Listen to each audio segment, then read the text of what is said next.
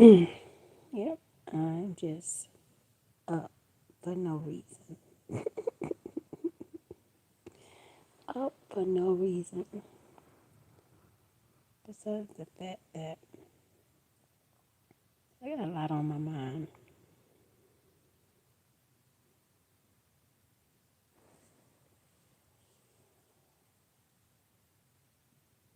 I have a lot on my mind. And I wish I had people around me that I could trust, that I could really talk to without feeling like I have to watch what I say or be perfect in what I say or say everything eloquently well. Sometimes I just wish I could just say what I really feel. But we all know you can't do that, huh? Yeah, in my stomach. I have so much on my mind.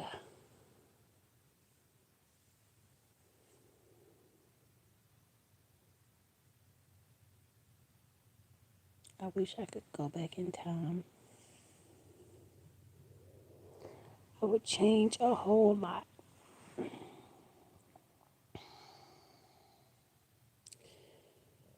So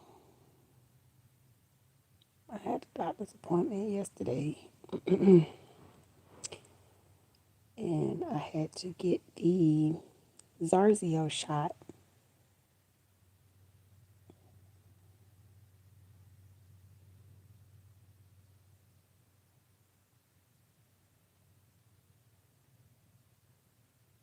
Peace, peace. I had to get the Zarzio shot. And anybody that has gone through cancer journey, you may be familiar with the Zarzio shot. It's one of those shots where they try to raise your count after they basically took everything from you because the chemo and radiation it basically rips you of everything, your potassium, your iron, just everything. Sometimes even your blood levels get low and they have to give you blood. But what this Zarzio shot does is it tries to boost your, I think it's called your ANC number. Please don't quote me on that. Something to do with your ability to fight viruses and things of that nature. So right now my count is low. So I have been told that I cannot be around sick people. I cannot be around crowds. Basically, all the rules that I had right after chemo are the same rules that I have now. And then I have to go back again to do a breathing treatment. I've never had this type of breathing treatment before, but the way they explained it, I have to actually go into a respiratory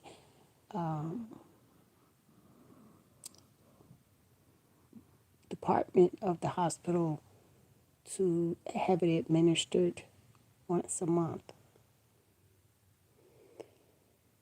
So with that, I've been taken off of another medication. It's just so much, so much. My, I don't even know how to explain, but I'm getting tired. I'm getting tired. I'm tired of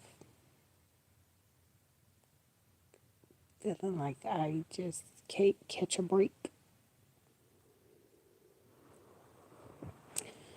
Feel like I just can't catch a break. I try to make the best of every situation that I'm in, and I try to smile and laugh through it all, and I try to do the best and be the best no matter what my situation is. But I'm tired. I'm tired of people. I'm tired of always having to smile through everything. I'm tired of always having to cover my true feelings or mask, as some people may call it. I'm just tired.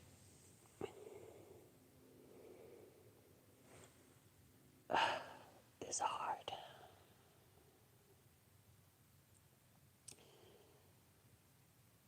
It's hard.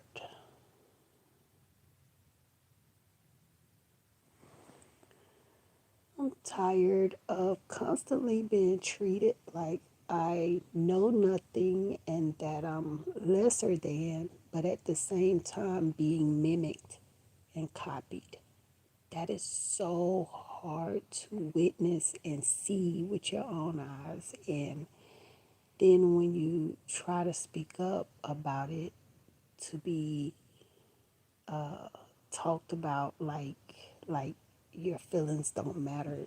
That is to me that is so evil. I just I just want to live in a peaceful world. I just want to be happy. I don't want much. I don't want glam and glitz.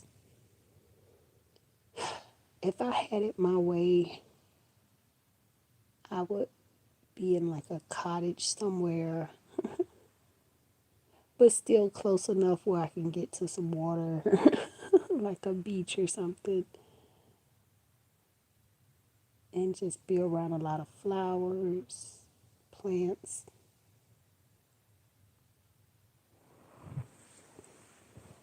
and just enjoy nature.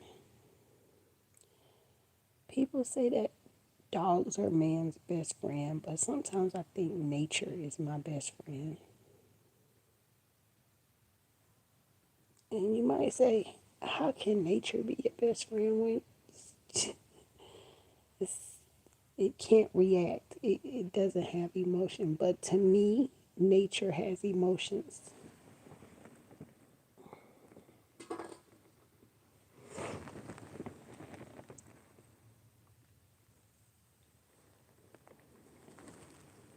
To me, nature has the ability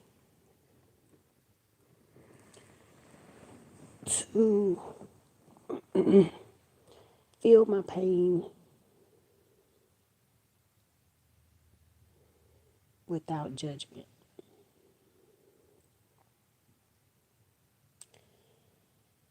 It's just crazy. It's crazy that I feel like no matter what I go through, I have to toughen up. I have to be strong in it. I have to smile through it. I have to. I have no choice. That's what we're supposed to do, right? We're always being told to toughen it up. Just take it. Even if you're being mistreated or whatever, just be quiet. Don't say anything. Just take it. Or if they don't tell you be quiet or don't say anything, what they'll say is, if you say something, then you'll make the situation worse.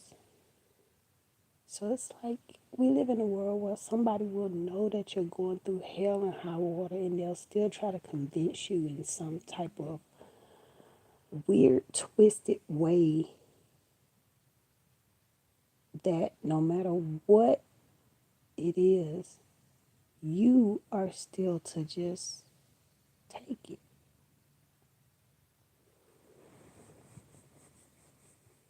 I'm tired. My physical body is tired. My mental is tired. My spiritual is tired. I'm tired. I'm tired of dealing with mean people who dress it up.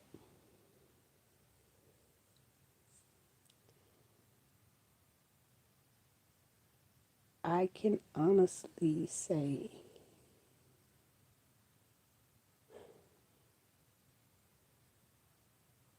that this world is hell.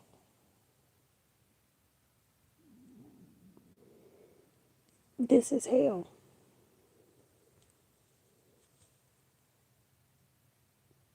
People used to say hell on earth, hell on earth.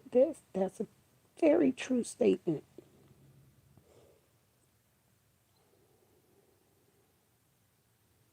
Anytime you're in a situation where somebody is trying to convince you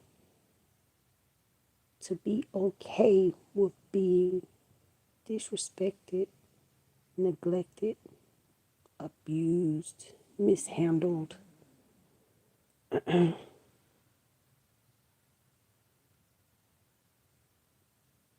that's hell.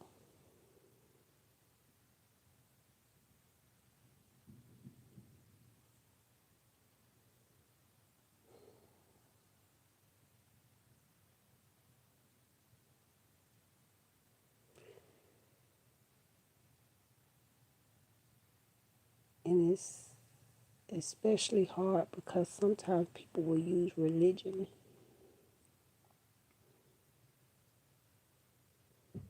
to excuse bad behavior,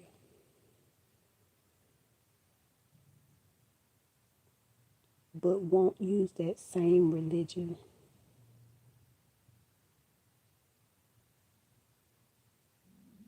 to comfort those that are hurt. Ain't that something?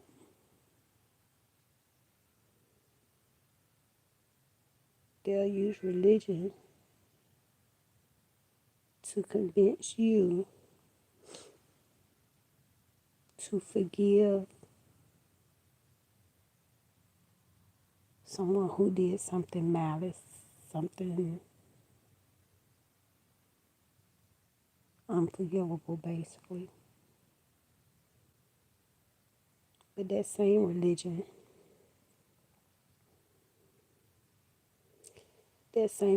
won't give them the decency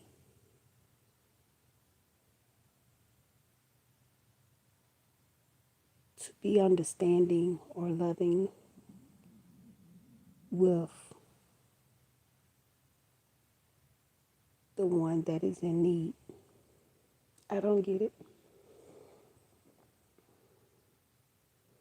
I don't get it.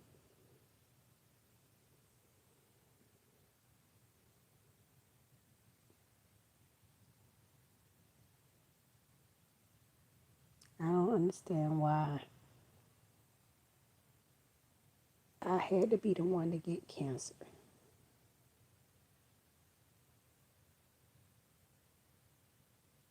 I don't understand why I had to be the one to special needs children.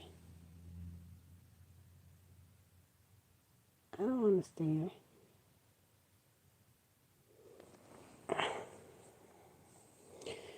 It just seemed like everything in my life just is always a struggle. But evil people seem to have it easy. And I'm saying seem to because I don't know what goes on behind closed doors. But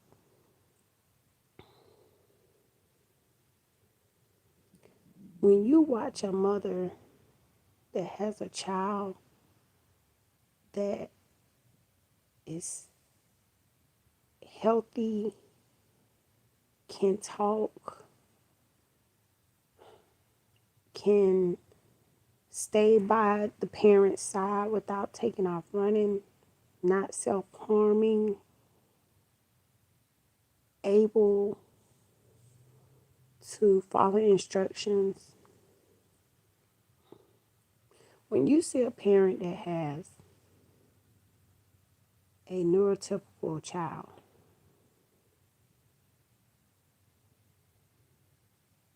neglect that child,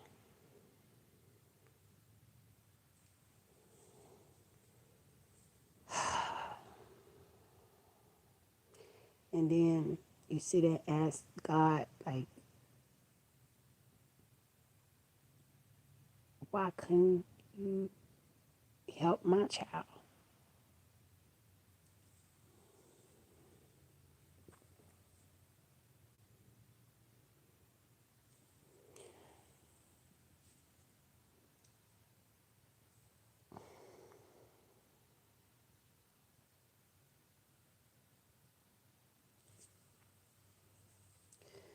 God has been calling me to do something, and I'm so scared to do it. I'm scared to do it because of how my life has been. Everything in my life is a disaster.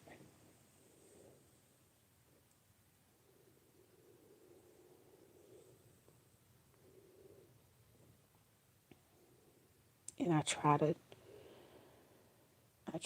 smile through it and dress it up.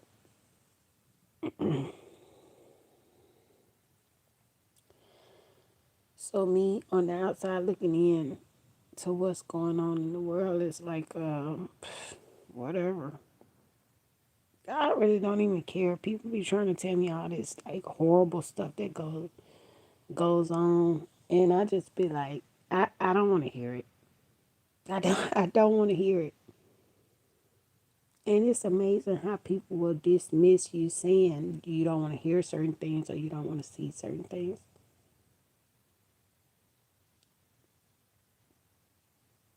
Just totally disregard. I remember telling somebody one time I didn't want to see a certain movie, and I was saying the type of movies I don't want to see. And they just kept saying, oh, no, this one not like that. You need to watch this. You need to watch this. And I watched the movie, and it totally did something to my spirit.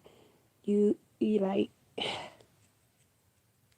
I went back to work and I was like, why did you suggest a movie that I told you I don't watch these type of movies?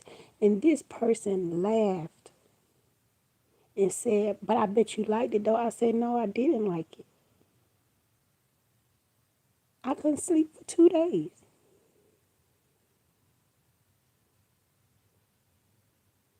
Well, up with a lot on my mind. I'm tired. That's all I can say is I'm tired. I'm tired of like trying to convince people to handle me with care. I wish. Now, I have a strong feeling that either way it goes, I was going to. It was predestined for me to have to go through cancer. I already know that.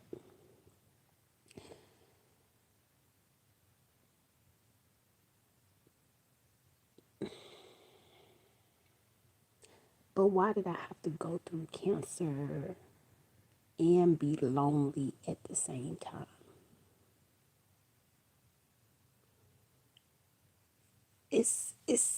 It's one thing to go through cancer and or go through any type of hardship and feel like you have people around you that genuinely want to see you be okay or take care of you or love on you without wanting something back. Because when you're going through cancer, let's face it, you can't work the way you used to. You can't really do the things you used to do. So in that moment, you really need people around you that genuinely care, that, really want to help you without wanting something back.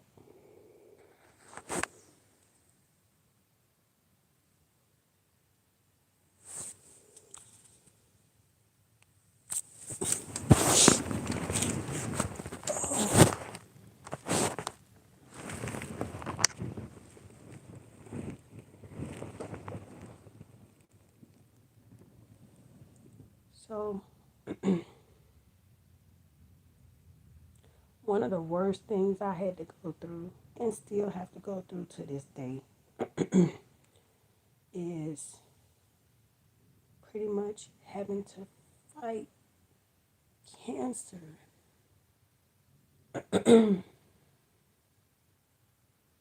with people still expecting me to either, like, I don't even know how to explain it, like, be my old self, still expecting something in return, still expecting me to be okay with disrespect or whatever. It's crazy because I couldn't imagine. I always try not to say the term like I wouldn't do that, but to be honest,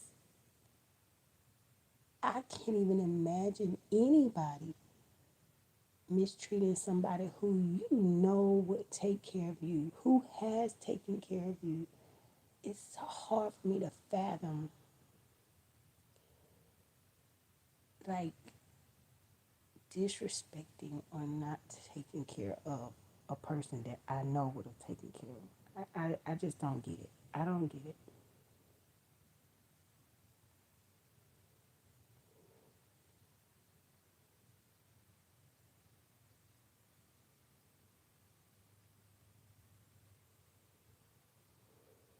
Movies are very traumatizing. And when I told this person, I was like, no, I don't watch certain movies, um, especially if I feel like it's gonna do something to my spirit. And they laughed at me after the fact that they convinced me to watch something. And in the beginning of the movie, it didn't look like it was gonna be any, craziness going on or whatever. And then as the movie went on, it was it was horrible. I couldn't sleep for like a week.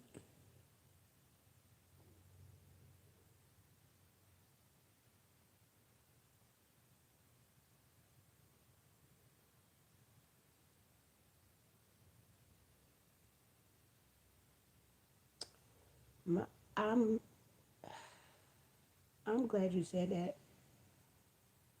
I'm so sensitive because I really think I'm a different type of being.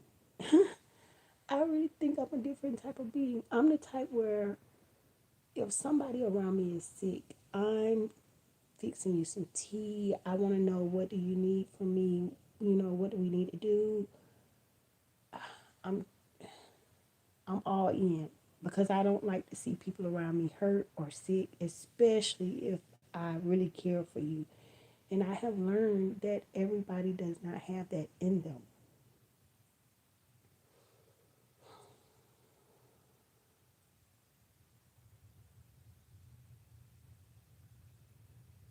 Yes, it's you're right. Movies are an open portal, and this person did that on purpose because of what I said I don't watch, and that was evil. That was very evil. Now, I can laugh and joke with the best of them. I can party with the best of them. I can hang out with you if you're cool and everything. But if I straight up tell you, like, oh, no, I don't do that, and then you just take it upon yourself to still try to make me be in that situation. I had a best friend years ago that did that. I would tell her, like, I don't do certain things, and she would still trick me or put me in a situation where I end up having to kind of weasel my way out of it. Um, like, just to be transparent. Like, when I was younger, I didn't sleep around. I I just wasn't out there like that. And my friend at the time tried to put me in a situation with somebody in a room to try to get us to be together in that way. And I had to weasel my way out of that situation without seeming lame, without coming off as lame. And I'm just tired of living like that where I always have to feel like I have to put on another face, put on another facade just to make it in this so called world. I remember it was times when I had to, I don't want to say pretend, but I had to put on the hood girl mode to get out of certain situations, or to be okay in certain situations. That's not me. I always have been like a silly person, um, kind of like to chill back to myself a little bit. I was still kind of known, but because I was in like the marching band and stuff like that. I went to a black high school, Southern high school, so being in the marching band, you automatically become like known in the school. But I was never that girl that would like be sleeping around or be like fighting all the time. Now, don't get me wrong, because of my stature and my height and the fact that I was into exercise, gymnastics, basketball, things like that, I would sometimes use my size and my stature to stand up to like bullies. If I felt like you was just the type where you was picking on like somebody that was in special needs or something like that, I would use the fact that I had a name and that I was into sports and physical activity. I would use that to my advantage, but I just never have been that. I never have been like out there like that. I don't even know how to explain it.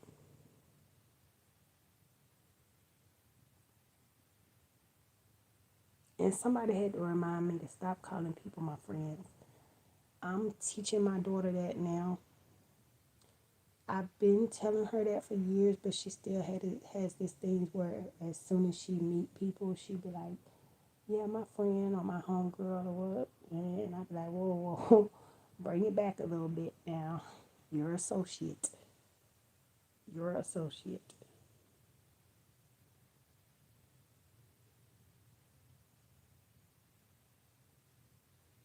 Yeah, and I actually had a chance to go to a very good school here in Georgia.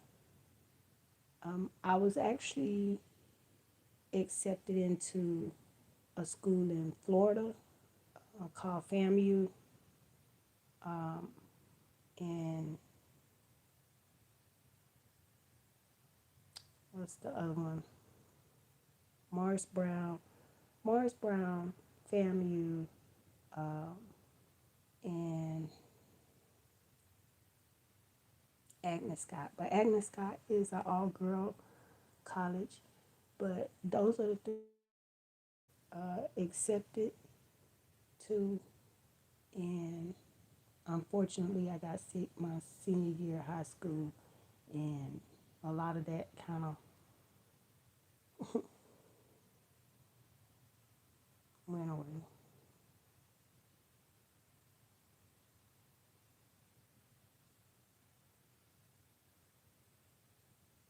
But I used the fact that I was in the marching band and the fact that I was a little bit taller than most of the girls. I'm 5'7", so I wasn't considered tall, but the fact that I worked out and had a little height on me, I was able to really kind of get by without being treated bad.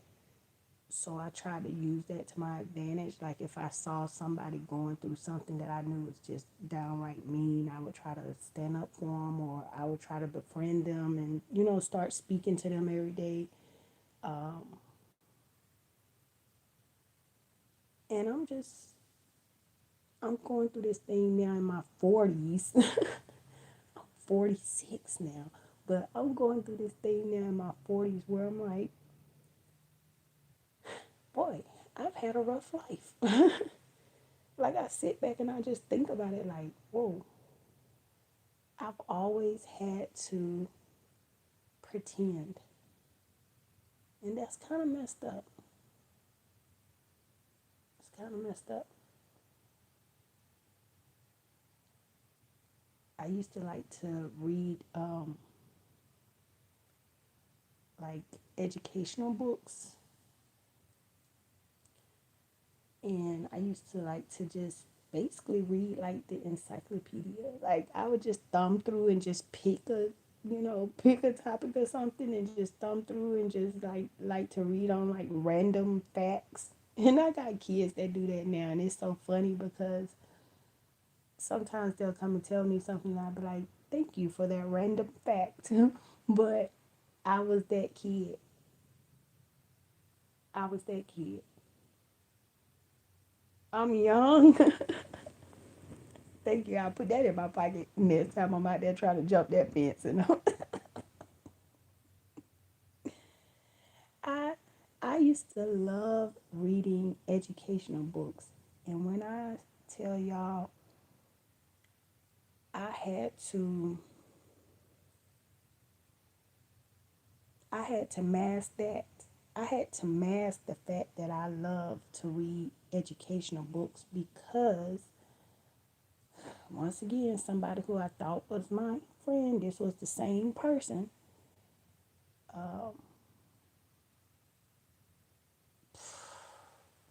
I was into reading about animals, nature. My mom and dad had this big encyclopedia and thesaurus collection on a bookshelf in our dining room. And I really started getting into it to the point where sometimes I would take one of the books with me to school because I would be into something that I just got fixated on. I would like if I was to start reading about dolphins, then all of a sudden I wanted to know everything about dolphins. It was like that. Like I would just really get into whatever I was reading about, and I would want to know more. So I went to school one day and I had this book with me from home. And at first, this friend tried to get the whole class to laugh at me because, of course, the book was kind of old or whatever. But it was in full. It was intact, but it was a little old. Had been sitting on the bookshelf at home, whatever. Just needed to wipe it down and keep going. Wanted the whole class to see my old book. Basically, I didn't realize at the time that's called public humiliation when somebody tries to convince other people to see you in a dark light or convince other people that something that you're doing is wrong or funny or whatever. Didn't realize it at the time. I was young. But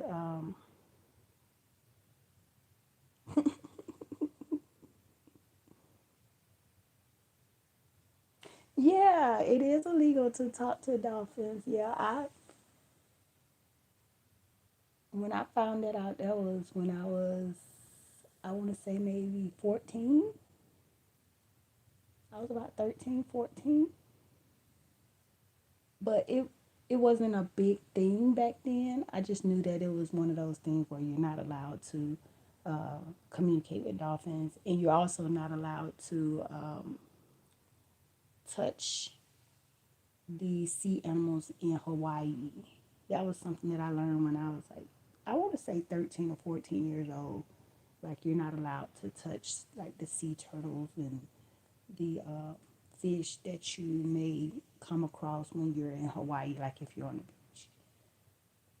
But yeah, when I took that book to school, and I was like, no, no, no, I was reading about this. I was like, I was trying to defend myself, and that was when this book called Zane was out, and all the girls in the class tried to convince me to read Zane.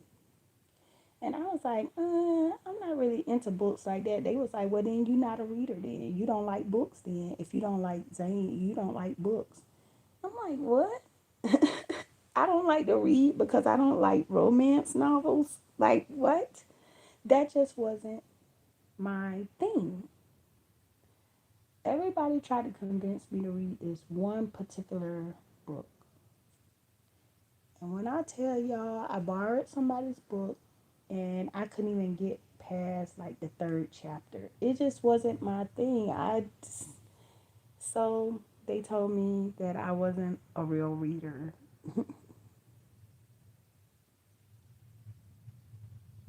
because I'm not a real reader because I don't like reading, like they call it romance novels, but I called it like soft, you know what? Like I was like, what?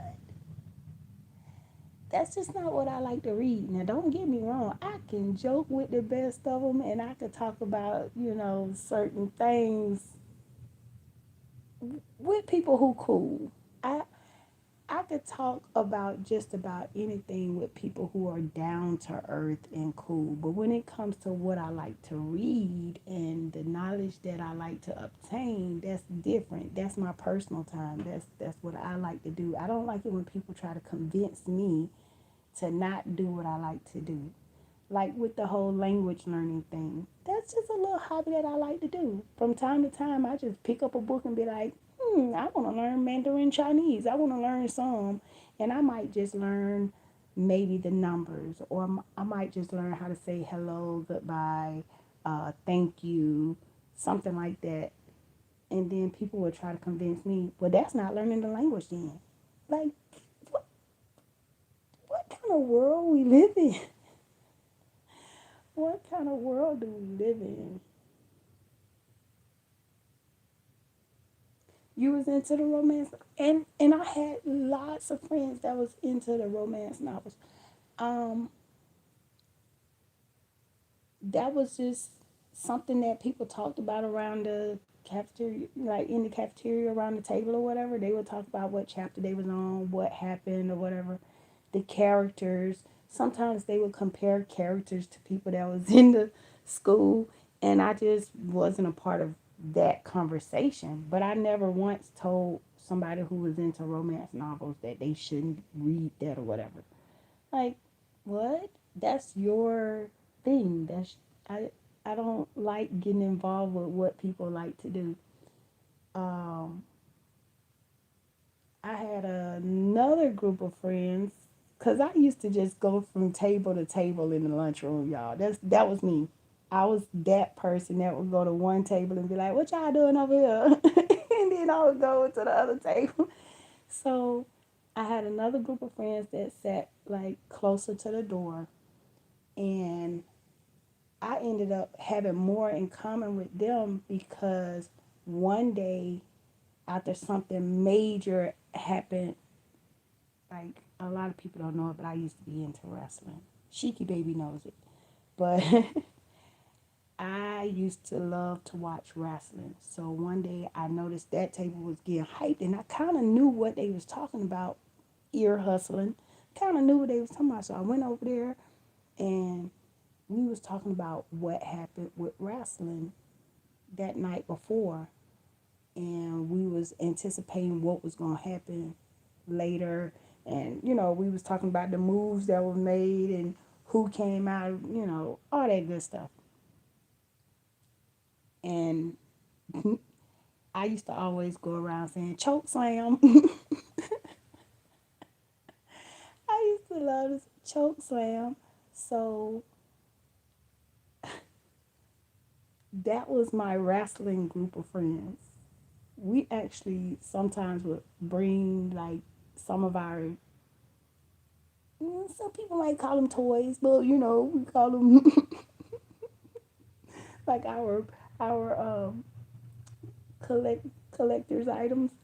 But we would have some people that would be mad because we're talking about wrestling. Like, who does that? So then I had to kind of back away, and once again, I had to put on a mask.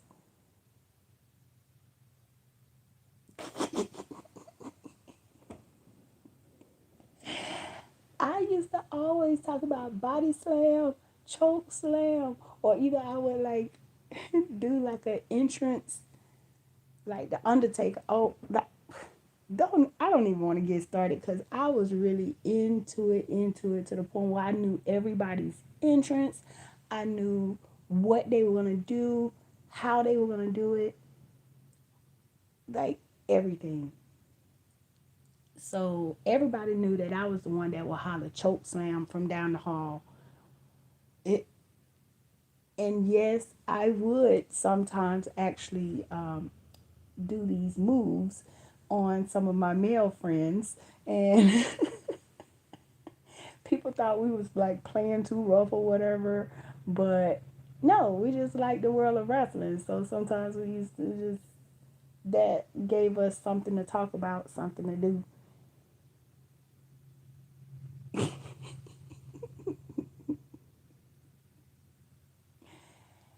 But I at the time I was young, so I didn't realize that I kept changing myself depending on what people thought of me. I wish I could turn back the hands of time and just be myself. Because now that I'm in this world of YouTube, now I see that I wasn't as weird as people made me out to be. Sometimes I call myself weird. Even when I'm at my doctor's appointment, sometimes I'll tell the doctors, I'll be like, I'm your weird patient, huh? Because they might come over there one day and I'm like practicing German. I'll be over there like, Ich bin ihm. And I'm like looking through my German book or I got my headphones on and I'm like trying to practice. And then sometimes they might come over to me and I'm over there like speaking Spanish or something. And I have one doctor that's actually a polyglot. And every time I watch the way she moves, it's like it motivates me to just be true to myself. She is amazing. She can go from one patient speaking English and then she can go over to another patient and as soon as they start to talk and she hears their accent, she'll ask them like, "Oh, do you speak French?" And if they say yes, she will completely just switch over and start speaking French. She'll go to another patient and start speaking Spanish. Y'all, when I tell y'all people like that I look up to. I'm like, now that is amazing. That's and I in my head I have different names for all of my team and they don't know it, but like I have one PA that I call my shoe girl. She always has on like these the nicest tennis shoes. They look so comfortable, but it's like she have them in different colors. She's my shoe girl. I have the polyglot doctor. She's the one that can go from person to person and just switch up with whatever language they're speaking. So she's my poly girl. Um, I have one doctor that I call Chino because he reminds me of Baby Cinco. He looks like an older version of Baby Cinco and he has this big curly hair. So it's like I have names for everybody, even the nurses. They don't know it. So I hope they don't come across my channel.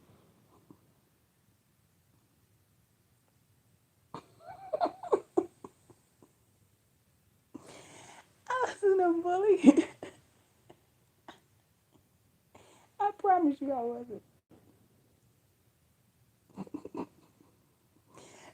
But it was just a running joke. I would be the one to come down the hallway and be like, choke slam. And now, like I said, now that I'm on YouTube and I see other people that have the same passion, the same love for human decency, um, like a lot of people know I follow uh, Gilbert and Ray of Sunshine. I follow them, and I love the way they show love. I love um, just a yogi doing burpees in the basement. one minute you'll see him doing kettlebells, and the next minute you'll see him sitting and reading um, passages. I love, like, it's so wide how many people on here that I can kind of relate to in different bits and pieces. But I would never expect someone to be totally like me. But I just love the bits and pieces like that I see of myself. It's like a reflection. Like, hey, what? There are other people out here that liked wrestling or that was into that world. Um, there are people out here like me that likes different genres of music. I was that girl that one day you might hear me um, playing some Gangsta Boo, and then the next day you might hear me playing like uh, what's the, Under the Bridge. you you might hear me playing like rock and roll, rap, R&B, and I didn't realize there was so many people out here that were like that. Like, because when I was in school, they made it seem like I was the weird kid, and I wish I would have just stayed true to myself and like stop trying to please quote unquote friends, because now that I look back on it, these people were never my friends. Now my my wrestling table, they were my friends. They were my friends. They got me. They understood me. We understood each other, and we had a different connection. Like we had a genuine respect for people, and I guess you could say we were a little nerdy. We was a little nerdy.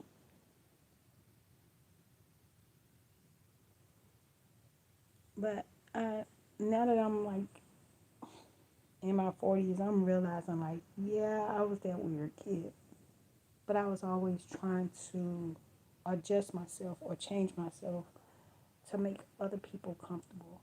And now that I'm going through this like cancer battle, it's like I'm tired. I'm tired of adjusting myself for other people. I'm tired of trying to be something that I'm not. I just want to live a peaceful life, be happy. I want to laugh. I want to dance. I want to just be free. Yeah, I know y'all always hear me playing the song. I just got to be free. Yeah. I always have just wanted that sense of freedom where I don't have to adjust. I don't have to pretend. I don't have to accept. That's why, like my oldest son, he went through this thing where he was always trying to say what was right and everything. And one day I had to tell him when he got older, I just went ahead and told him, like, look, I would rather for you to tell me how you feel and release it than for you to be pretending. Like, if you had a hard day at school, tell me. Don't don't try to cover it up. Don't, if something is going on, let me know.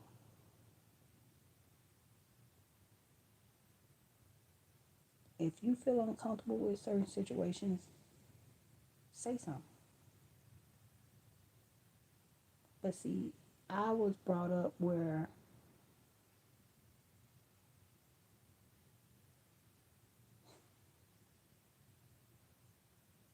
even if you say something, that don't necessarily mean something's gonna like help you. Somebody's gonna help you, or even just listen to you. People refuse to listen now.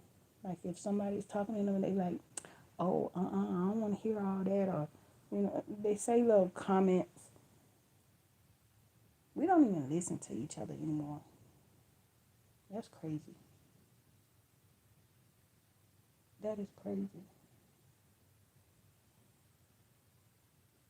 I try to have this open door policy with my kids. Like, hey, you got something on your mind? Like, if they walking in and out of my room or something, looking like they want to say something, but they can't quite say, I just gonna tell them, hey, close the door.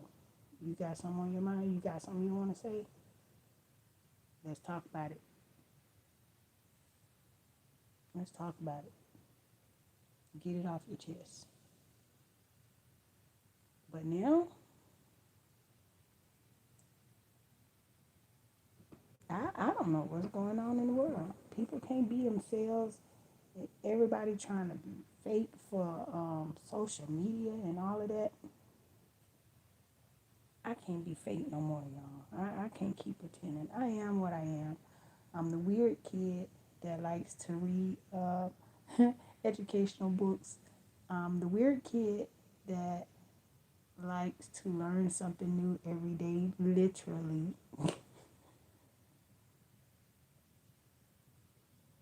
Yeah, I'm with you. I'm with you in love. Like, I don't think they understand.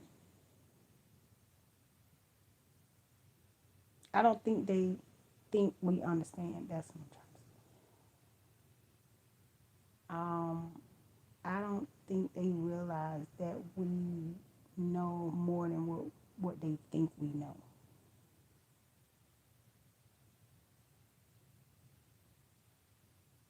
Oh, don't even get me started on that because Baby Cinco was asking me one day, they had games when you were a kid. I was like, what? Yeah, we had games. What are you talking about? He was like, so what did y'all play if y'all didn't have games? I said I did have a game. Like, what are you talking about? I said I probably had the old game. I had the old Nintendo, the one where we had to blow in the cartridge and stuff like that. And to be quite honest, I remember when the Atari was out, where we just had the joystick. Like, what are you talking about? Yeah, we had games. Y'all just got to the point where y'all can play with people online, but yeah, we had games. I said we went over each other's house and played games. We actually would carry our cartridges in our book bag sometime because we knew we was going over our friend house or whatever. And if one person had this game but the other one didn't, we would bring our cartridge over there and play. But yeah, Baby Cinco, he feels like I was born. Oh, don't.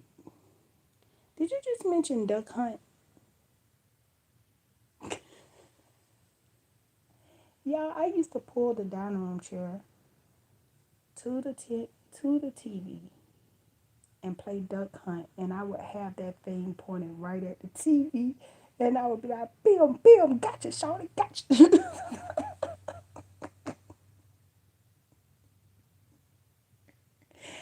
I would be taking them ducks out, sitting right at the TV. I used to love Duck Hunt. Um,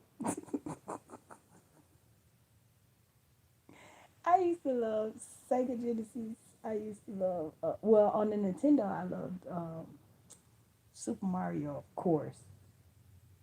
Da da da da da da da da da da da da da da da. Um, Duck Hunt, Super Mario, Donkey Kong. When I tell y'all, when Cinco came in here and said I didn't have games, he didn't think I had games growing up. I was like, hey, man, how old do you think I am? Like, what are you talking about? Yes, I had games. I said, I even had a Game Boy. He was like, what's a Game Boy?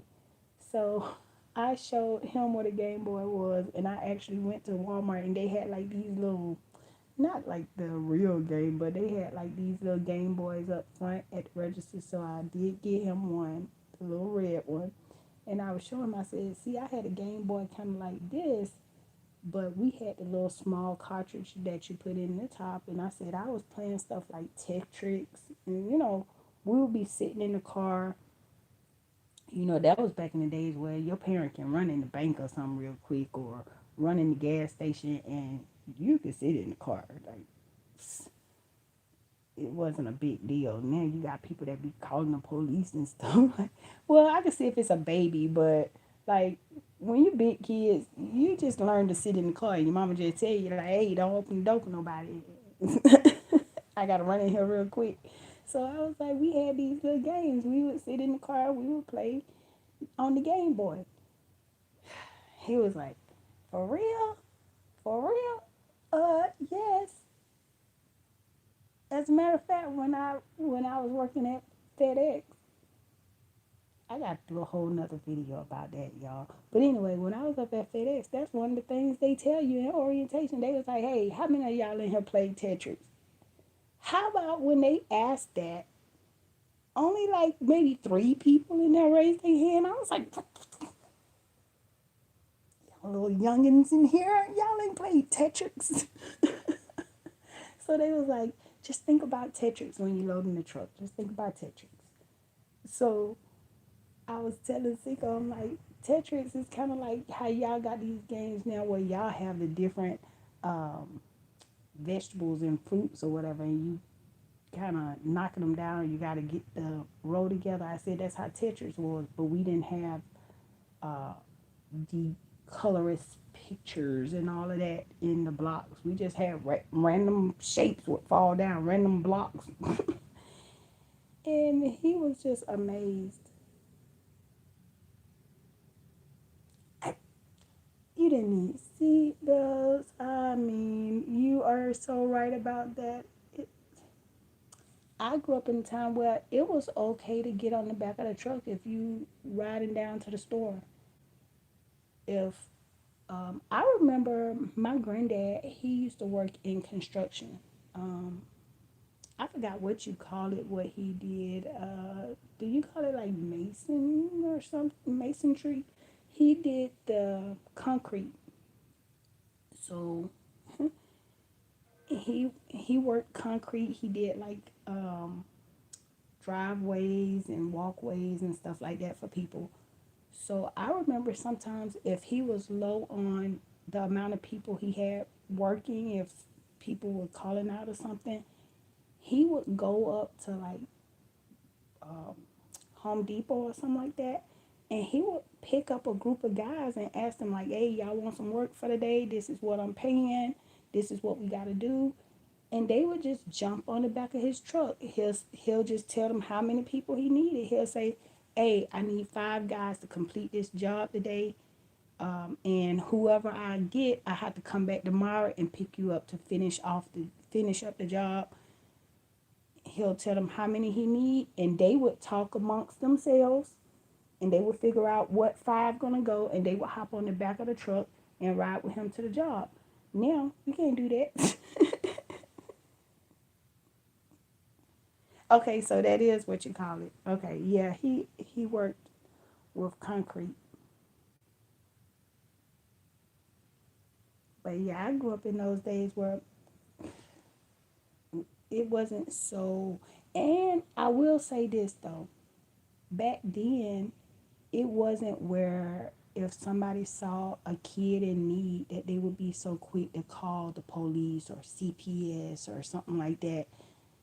Back then, if another adult saw a child like in the street or something like that, they pretty much would know who their parent is already, and they'll be like, "Come here, baby, you out here," and they would probably give them something to eat or something, or they would probably grab their hand and say, "Come on up here, where your mama at?" And they would take them back take them back to their house or something like that. That was back in those days. Back in those days where the whole neighborhood kind of already knew each other. You knew whose child belonged to who or whatever. Or if you saw a child that may be sick in a car or whatever, you would try to get to that child, or either you would go into the gas station and say, "Hey, who in the," and you would say the name of the car. "Hey, who in that red hatchback? Who in the Ford out there? I think your baby's sick, or I think you need to come check on your baby. Like, people used to do stuff like that.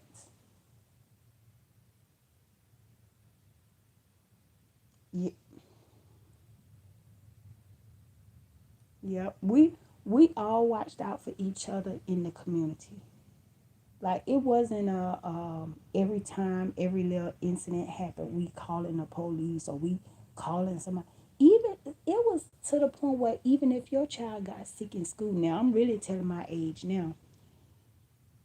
If your child got sick in school, and I'm speaking about me because I was a kid, if I got sick in school, it wasn't a like nowadays. Sometimes if your child gets sick in school, they'll say you have to take them to the doctor before they can come back, or you have to take them to the emergency room and get a note from the doctor or whatever. No, back in my day, like some of the folks say, back in the day,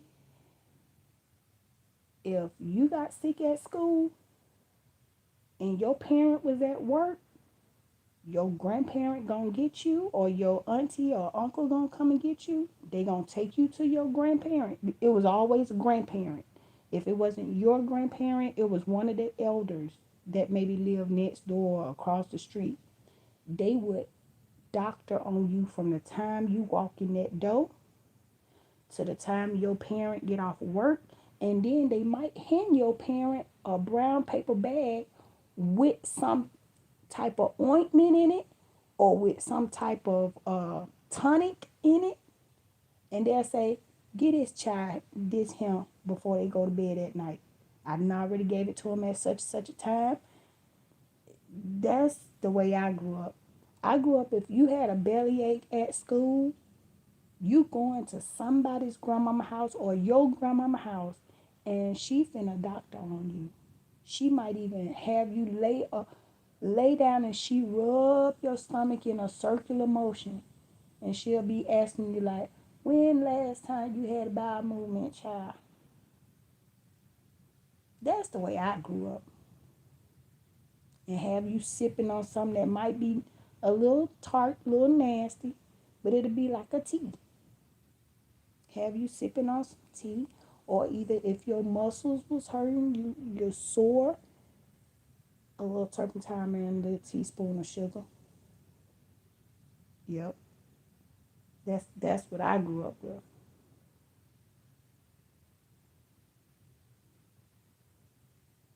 Oh yes, I had a teacher who had a yardstick. She walked with that yardstick. That was her baby, that yardstick, and had permission to pop our hand if we get out of line. Pop our hand.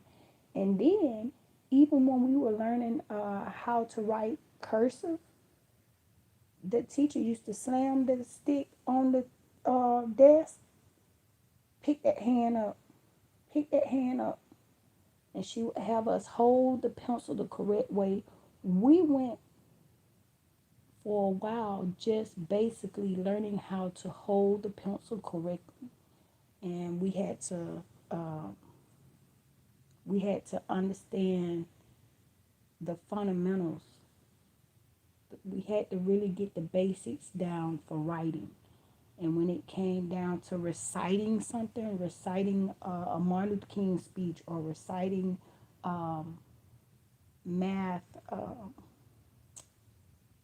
math rules or something like that, the whole class had to be participating, because that teacher walked around while you're reciting it. And if she felt like you wasn't saying it, she'll pop that yardstick on that desk,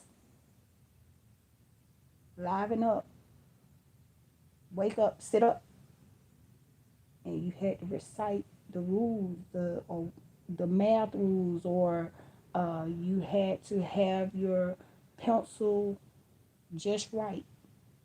And sometimes, see, one love you got. Sometimes, if they felt like you was having a hard time,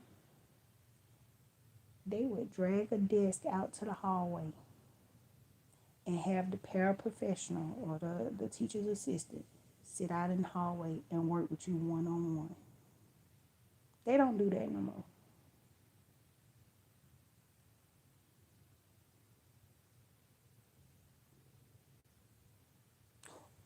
now. They don't know that. They don't know that about when the TV used to go off at a certain time.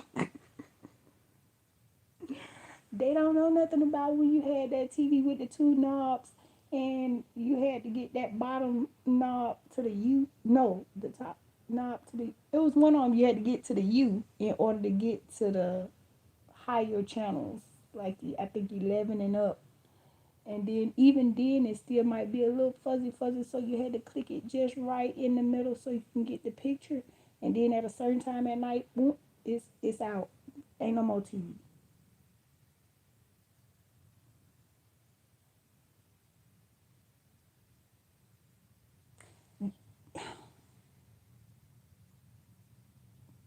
You gonna have me talking about this for a long time.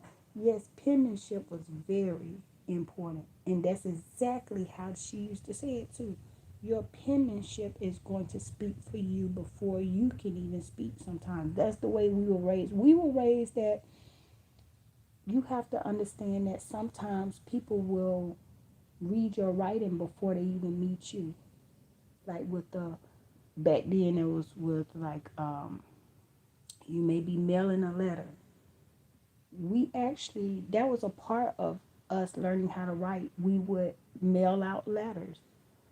We would have a pen pal, um, or we would have another family member that would agree that they would correspond with us through writing, and um, we would write the letter in class. Sometimes we would even go through. The teacher would make us do a rough draft first. She would go through with her red pen or the little red color pencil, the kind that you unravel to sharpen it. I know I'm telling my age, but she would go through and she would let you know what was a complete sentence, what wasn't a complete sentence, what word you could have did without, or what word you used one too many times. She would circle it and say, okay, you repeated this same word one too many times. Let's try using another word that means the same thing, or to um, let's try to broaden this out to make this sentence make more sense. We had to go through all that. We had to do all of that before we would even mail the letter off. We had to actually work on a rough draft. Then she would put all her red marks on it. Then we had to rewrite it, have her check it again for any misspelling or anything like that. Then we would have to write our final copy. Then they even taught us how to fold the letter when you're getting ready to mail it, how to um, how to write out everything on the envelope. We had to learn how to write out your full address, your name and your address and everything. How to write out the person who you're mailing it out to, where to put it on the envelope. We even had a test where they ask you, where does the stamp go on the envelope? Where does the receiver information go?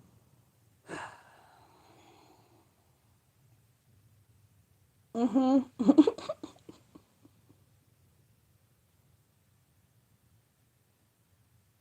Yes, we were the antenna. We were the antenna. And then sometimes there would be something sitting on top of the TV, like maybe a flower vase or maybe a ashtray. Do people even have ashtrays anymore? But anyway, an ashtray or something like that. And if you bump that antenna just right on the item that's on top of the TV, sometimes it will help. And you'll be like, ooh, ooh, ooh, if I do that antenna just tap it right on the top of that vase just a little bit. It's holding, and you go to let that antenna go, and you be like, ah.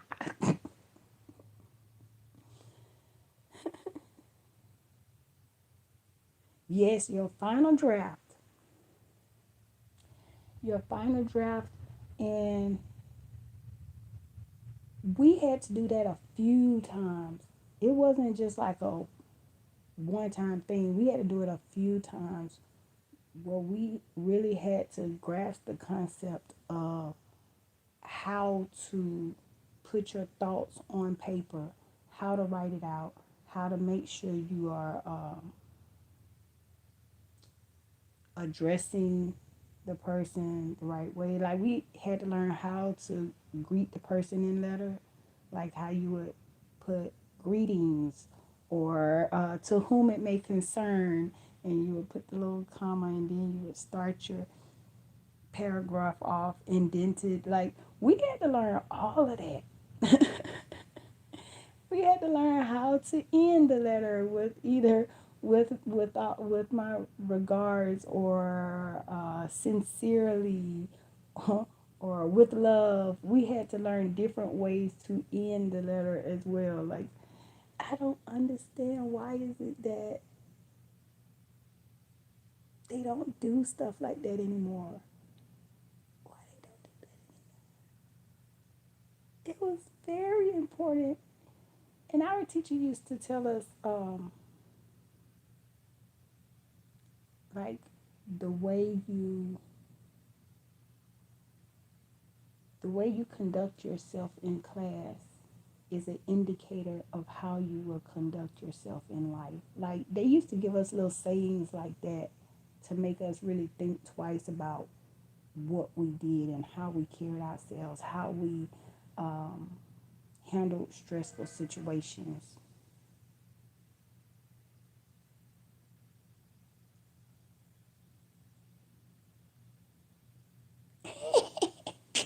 Ain't there?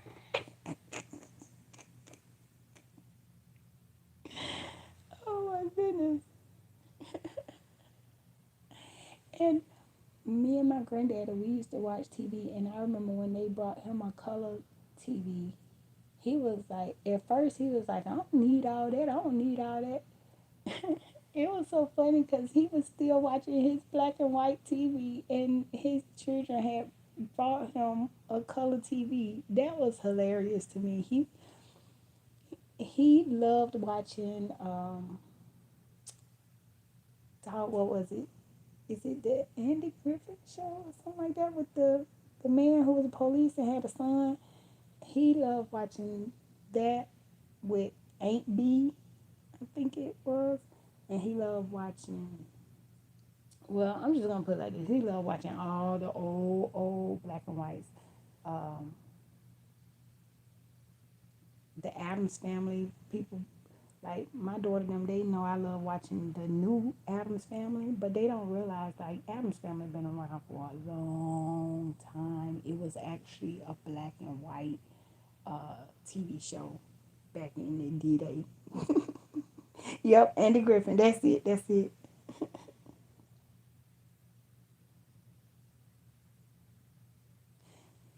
I don't. I don't think they understand that these days, where they say things like you don't want to put shame on your family's name, but back then that was actually a thing. Like, and I'm thankful. I'm thankful that I was raised that way, because now sometimes when I look around, I can tell a difference that people were not raised that way. Like you didn't want to go off showing your behind or whatever, and then before you even make it home, word and already got back that you was up at school not doing what you were supposed to do, cutting up, whatever the case may be. And I had a grandmama that was a switch grandmama. Before you even get home, you might see her up the street with her hand behind her back, and you already know she got a switch. She got a switch, and you about to get it. but but to that goes back to, like I was saying, about how the neighborhood used to be. It was so tight knit that the teachers knew your family. They didn't just know your mama, they knew your family. They would say, oh, you so and so's grandbaby. Uh-huh. Yeah, come here. That's how I grew up. Where you think you cutting up in class or whatever, you might have another teacher down the hall that know your whole family. Come here, baby. Oh, you so and so's niece. Oh, come here. Come here. And you be like, oh my God.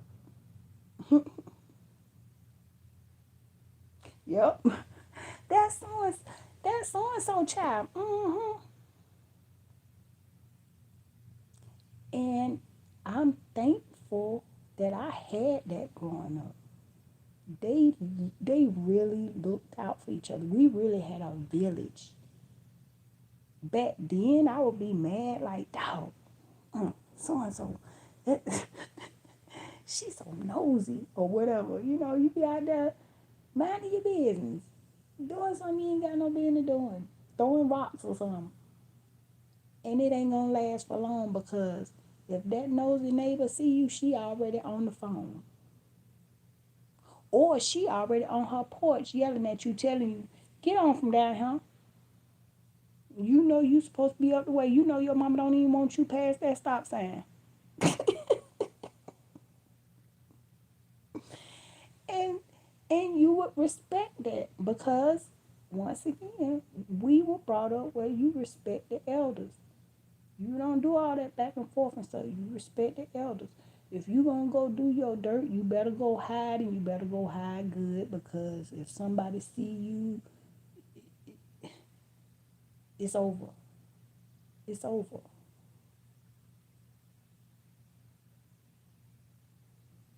And you know I'm down south. You know I'm a Georgia girl. I'm a Georgia girl, so that's how we grew up.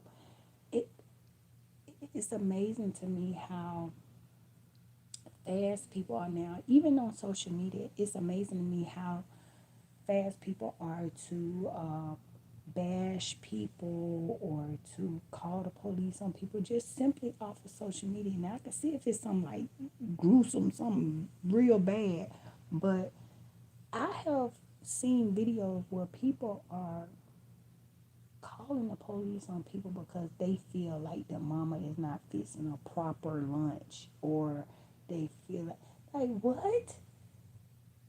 What? What if that's all she have? So now you're gonna shame a parent for doing the best that they can with what they got? What? See, we didn't grow up like that. As a matter of fact,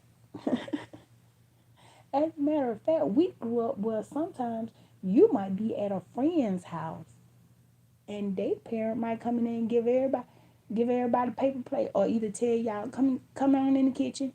Y'all been out there playing outside and stuff. Go in there, wash your hands, come on in the kitchen. And they might give everybody a half of a sandwich and some chips on the side. You think you think anybody was trying to call the police on that? No. Nowadays people be, oh, she know that's all she feeding her children. What?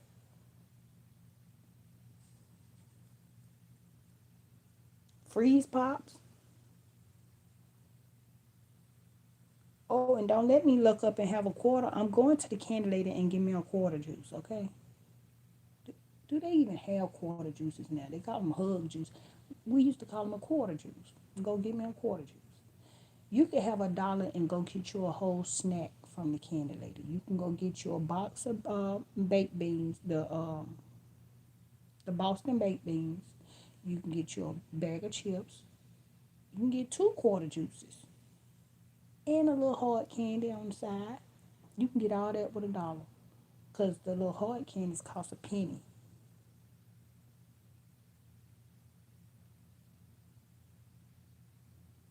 It was always that one house that you knew and you trust.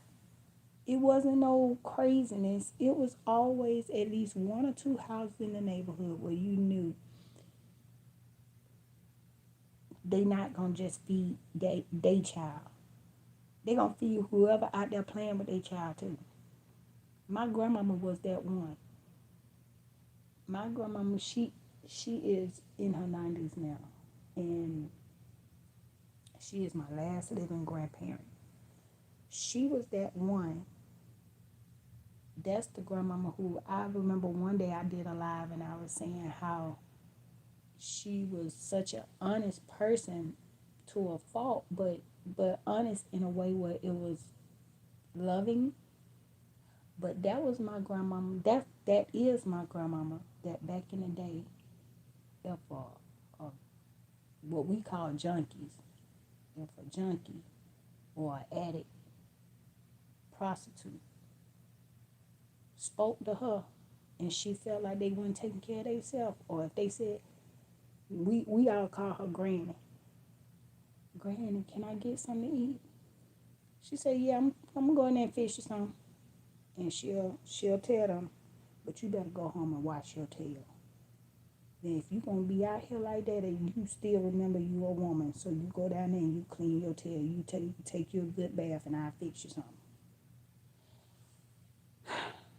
My granny does not hold back. Ooh, now lady, yes.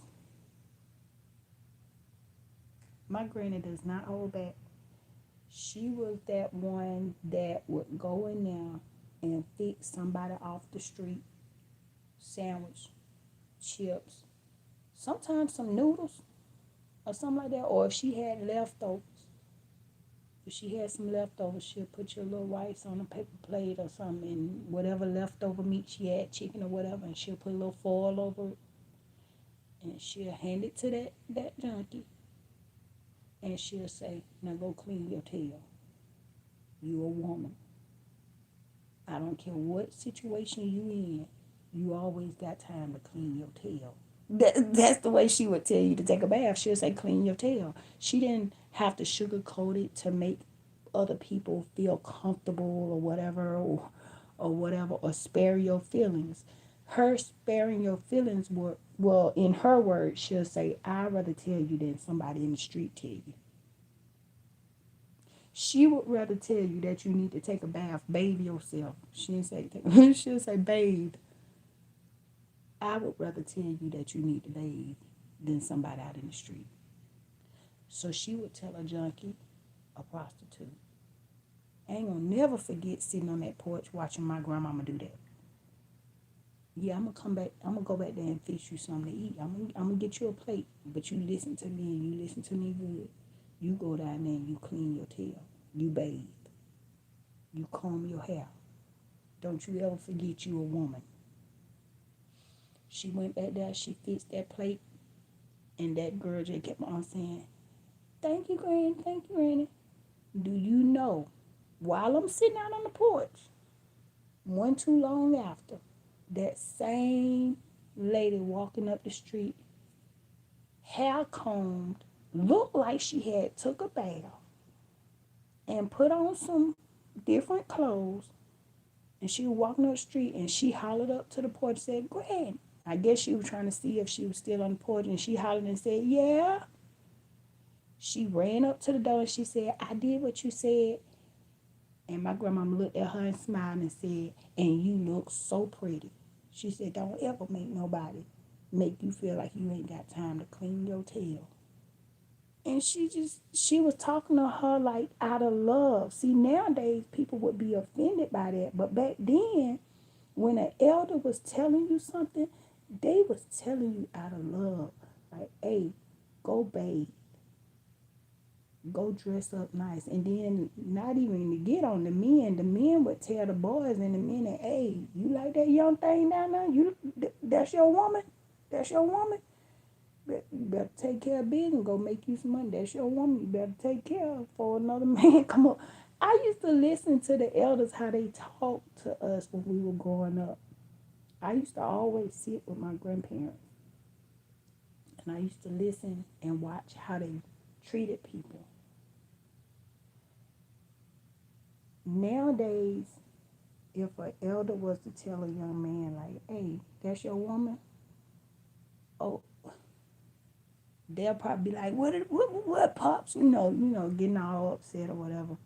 But I remember watching my uncle tell my cousin he was with his girlfriend at one of the family barbecues or something like that, and he invited his girlfriend to come over. And they went to walk down the street. You know how back in the day, that's we did for everything. We would walk to the gas station or walk to, down the street and come back or whatever. So they went to walk down the street, and I remember my uncle, he didn't get upset, but he just jumped and he was like, "Come on, let me talk to you for a minute." And he took my cousin to the side of the house. Now I'm being nosy. I was kind of on the side of the house, but I wasn't on the side of the house, but I was being nosy. And he told my cousin, don't you ever let me see you walk down the street with your woman on the side of the street. You walk on the side of the street and you have your woman on the inside. That way, if anything happen, you can get her out the way or you can handle the situation. And he made sure that when they went walking again, that my cousin was walking on the side of the street. He actually stood up when he saw they was gonna leave again. He stood up to watch them walk away. And when he noticed that, okay, he changed it up, he walking on the side of the street now, he sat back down. That's how I grew up. That's how I grew up. I grew up with it. The elder women would tell you, like, you call yourself liking that boy. That's what they'll say, you call yourself liking that boy. This what you need to do. They'll say, don't go out there grinning and smiling with everybody. Don't go out there being loud and all that. You keep yourself clean and cute. He'll notice you. If it's meant to be, it'll be. You ain't got to go out there shaking your behind. I mean, that's just the type of stuff they said. I know people these days will be like, wow, what? But yeah, they would say things like, you ain't got to be out there shaking your behind. It's all fun and games. But if you really like him, and they used to always tell the women, the girls, what ain't no man gonna want. Ain't no man gonna want no woman that don't know how to cook. ain't no ain't no man gonna want no woman that don't know how to clean up after herself. These are just some of the things that I grew up hearing. Ain't no man gonna want no woman that don't know how to clean her tail. Ain't no man gonna want no woman that don't know how to take care of the house business. If he come home sloppy drunk and hand you his check, you better know how to handle that checkbook. I'm just saying this is what I grew up. See, when me and my husband met, I got a lot of flack for how I treated him. I had friends laughing at me and making fun of me because I am that one that if you are my man,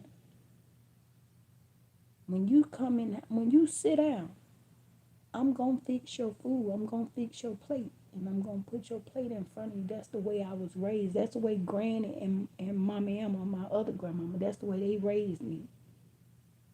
And I can't come back from that. It works for me. But I would have people try to convince me otherwise. Even when my husband made me mad. Even when, like, I ain't even gonna go into all of that, but I had friends that laughed at me because when me and my husband first started dating, we had all went to McDonald's and we all ordered something, so they gave us a big old bag with all the stuff in the same bag. And I reached in there and I grabbed the stuff that he had ordered, and I opened up the paper, what was the burger paper. I opened it up and then I put his fries on there with it, and then I put like a few ketchup packets on the paper, and then I went back in the kitchen and grabbed a few things, and then I got his drink together and I grabbed the napkin, put the drink on top of the napkin, and I just sat in front of him. I wasn't thinking twice. This is how I was raised. I wasn't thinking twice about it. They sat there and watched me, and they waited till I did everything, and then me and him was sitting at the table eating, and then they bust out laughing. You did all that? Oh my God! Ain't no way! And He can get his own food. I mean, made a whole big deal out of it. And do you know, to this day, my husband brings that up. To this day, my husband brings that up. But that's how I was raised. And some of the things I was raised to do, I kind of appreciated now. Some of the things, I grew up kind of with a rocky upbringing, but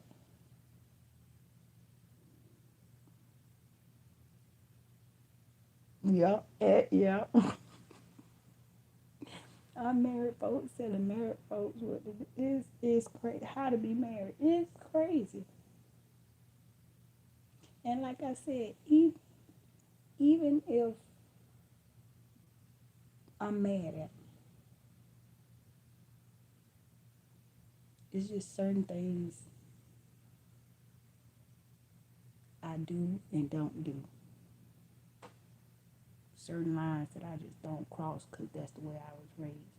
My grandmama used to always tell me, no matter how mad you are at a man, never hit him below the belt. Never say something that you can't come back from. And that stuck with me. She said, you got feelings, but that man got feelings too. And I take it. I take it because she done been through a lot. But this is the same grandmama that told me, she said, y'all got a choice, baby. We didn't have a choice. You know how people be saying, I wanna I wanna be like my grandparents. I wanna have a relationship like my grandparents. My grandmama told me, you better get a job and get an education. Because y'all got choices these days. We didn't have a choice. She said, so if back then, if your man had a family around the corner or whatever, you had no choice but to stay because you didn't have a good education. You didn't have a way out because he done knocked you up a bunch of times and knocked that one up a bunch of times too. So now all y'all running around here just toting kids while he out there doing whatever.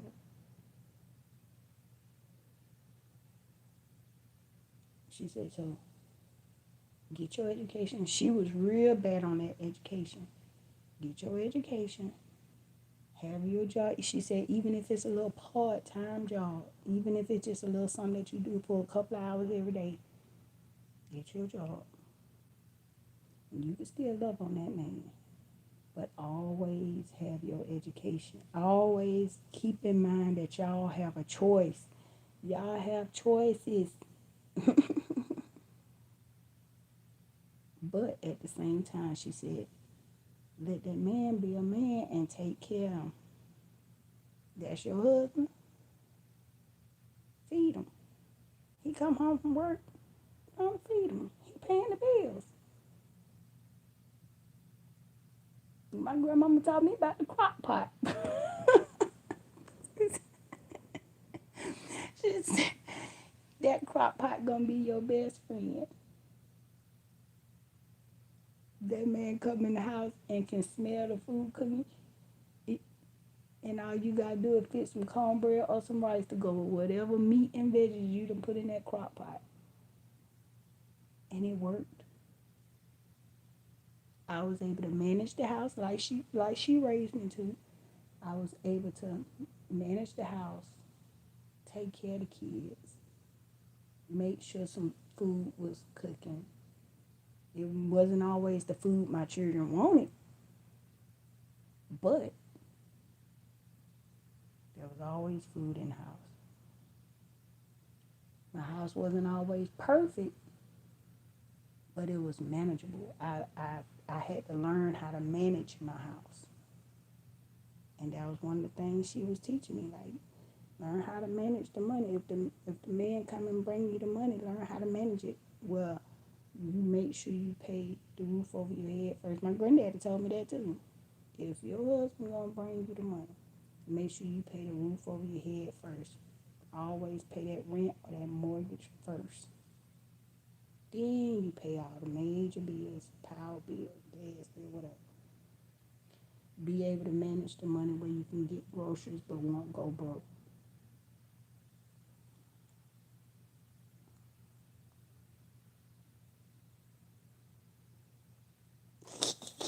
I ain't never heard it put like that, but yeah, you're right. Don't treat your husband like a. hmm And everybody who laughed at me for the way I took care of my husband, especially like when he broke his leg, I got laughed at because of how I was taking care of him. They said I was serving him, but his leg was broke. Everybody who talked about how I was taking care of him, not married or either divorced, every single one of them.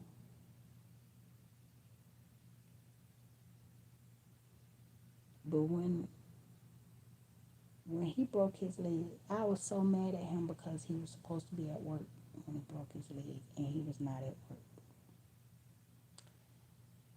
I was mad at him, but I remembered what my grandmama told me. Take care of him.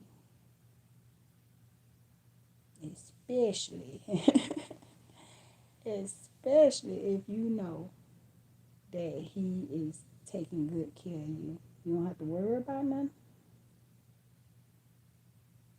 So I had to bite my tongue because I was mad.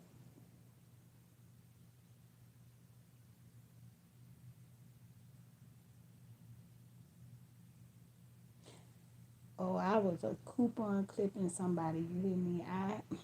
I used to um, have coupons laid out on my bedroom floor when I was getting ready to separate everything, and I had an organizer. I had a coupon organizer, and I would always try to find the cheapest store to use my coupons in, so I basically was getting an even better deal. But I had a well, we used to call them trapper keepers. I don't even know what they call them now, but I had a trapper keeper, and I kept my coupons in there, and I kept all my meat coupons together, all my uh, like cereal, snacks. I kept all that in the same compartment, and I kept all my coupons for my cleaning products and household products like tissue and stuff like that all together. When I tell y'all, I have been, oh, I've been through a lot, and I used to try to manage everything and do everything. It's amazing to me how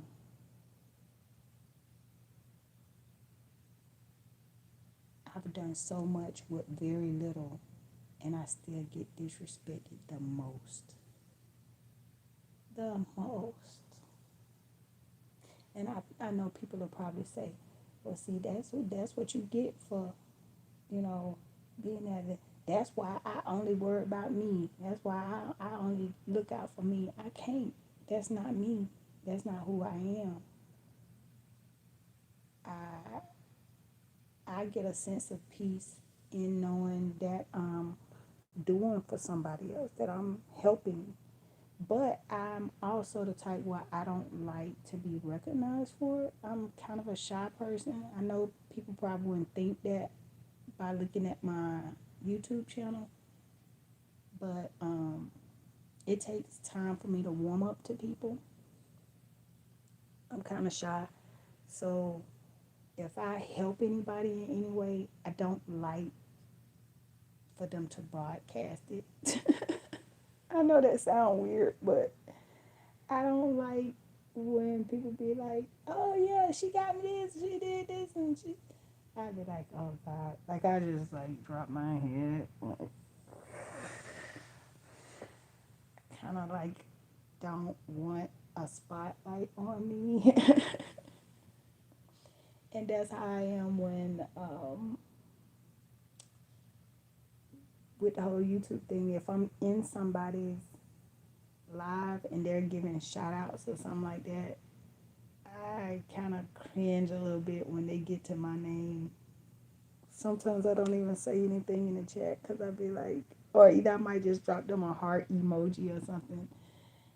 And part of the reason is because when they be like, when they say my name and they be like, yeah, Renee Secret, go check Renee Secret out. I'm like, oh boy.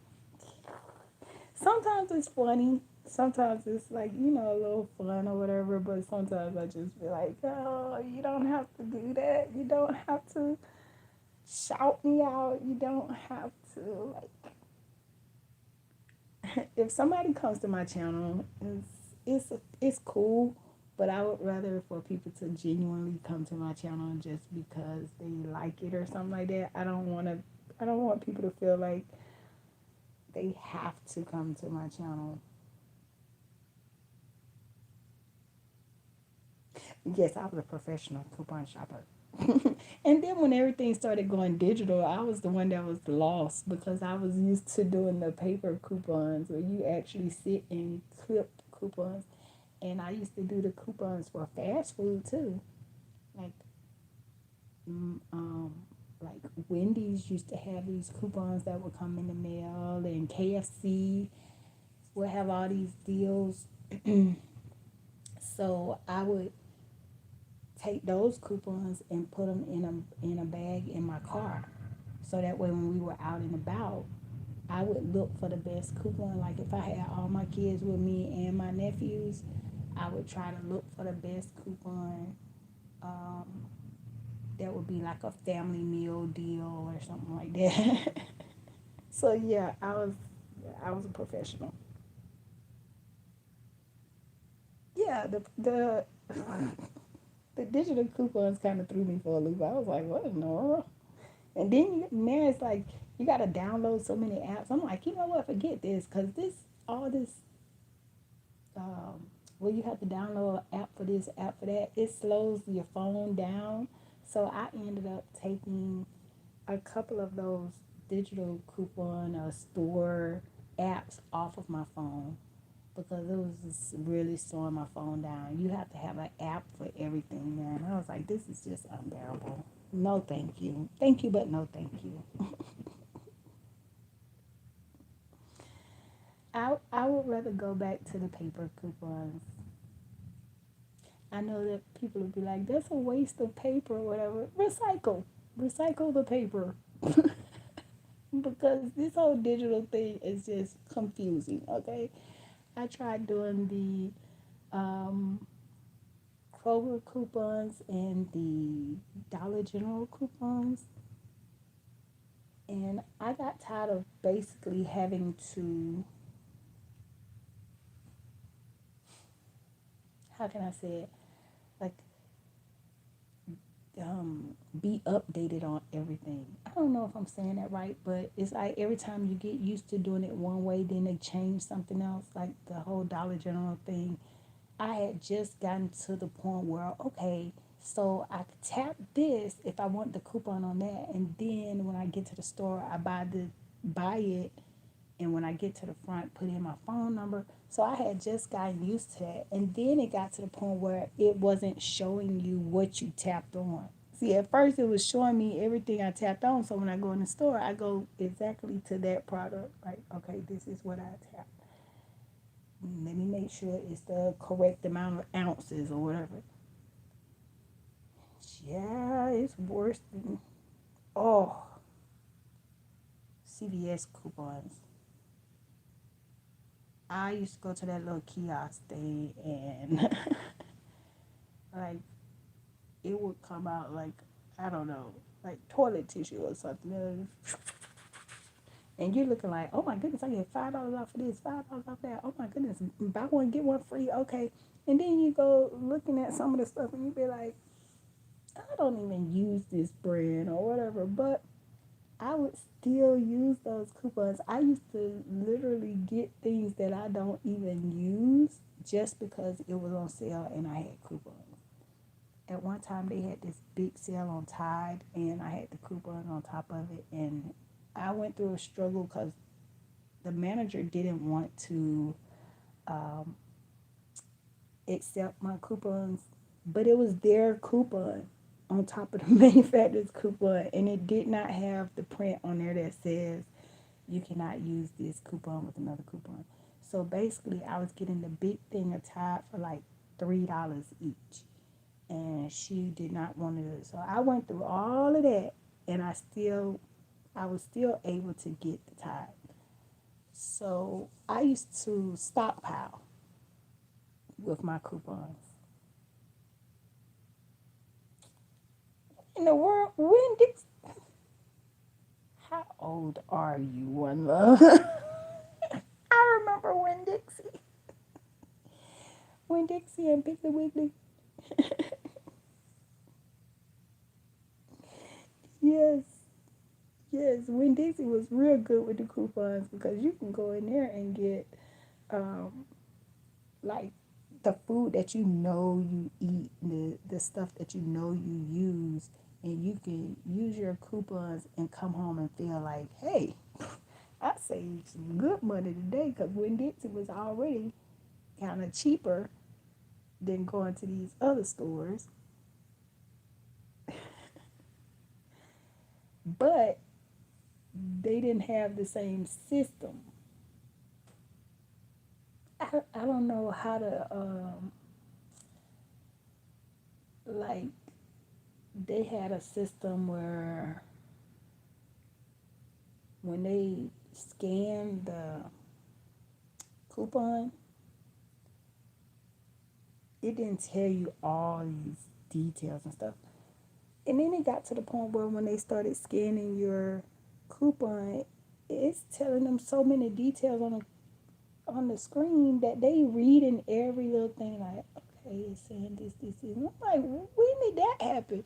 It used to be like, well, when you scan it, if it beeps, it went through. Period.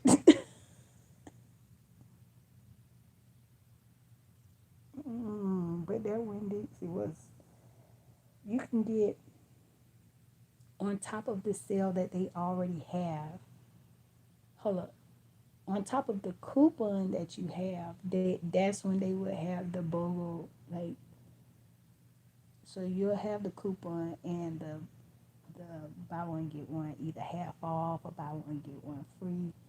Uh, Publix is good with that now with the whole buy one get one, but Publix is high. So it's like sometimes when they do that, you really still not saving like that. But like Publix, y'all think y'all sleep. Like them little sales be okay sometimes, but y'all high. Exactly. In Publix, come on now. I started to get some almond flour one day, and I compared the prices, and I was amazed. The almond flour and the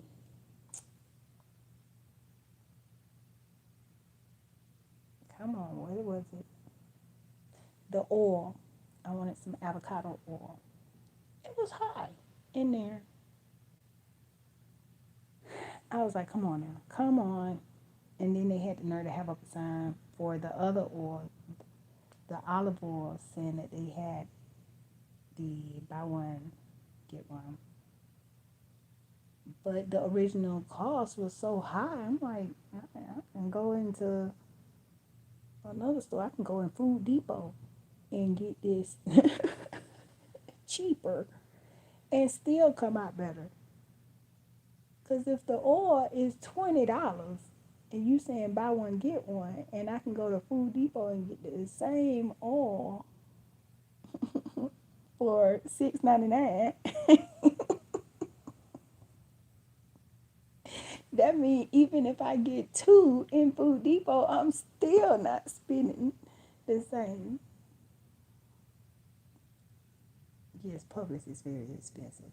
I will pass by Publix in a minute to really, if I really want to get some stuff to feed.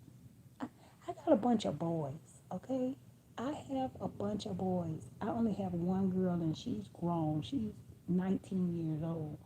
But I have a bunch of boys. I cannot be in Publix spending $10 for a 4 pack of sausage.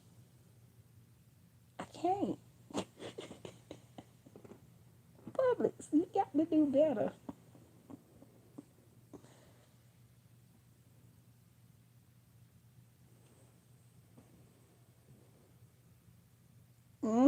Yep. And my daughter just getting to the point where she realizes now what I was doing all these years. She's 19 now and she works.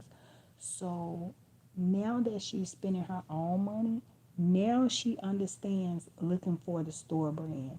Now she understands when we're in Walmart how sometimes you need to look at that equate the the store brand over there in the uh, cosmetic section. Now she understand what it's like when you're over there with the groceries and you're looking for the store brand so you can compare it to the other brand, and then you make your final decision. Now she gets it. Now don't get me wrong, for some things she still will splurge on when it comes to uh, like skin products. She'll splurge on because a couple of my kids do have eczema. So some things she just feel like, look, my skin like this better, uh, this soap better, or something like that. But yeah, she's starting to learn.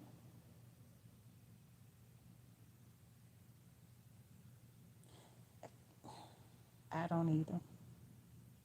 I I tried. I don't either. I wish there was some way that I could get some assistance, but I don't. I don't. And I just push my way through and keep on smiling, dancing. But I be thinking to myself, come on now, if I see one more person in front of me with a buggy full of groceries, and yeah, I'm gonna be hating.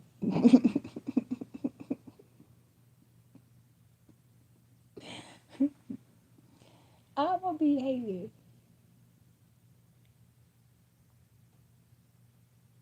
I'm I'm sitting there looking at every cent. Okay, I don't understand. I'm trying to watch my words because I know some people just watch me or listen to me just so they can pick out what I said wrong, or I talk too much or something. And it's crazy because I very rarely do long lives, but some people will still take it as, oh, you was just talking so much. It's like, well, don't listen. Click off. Click off.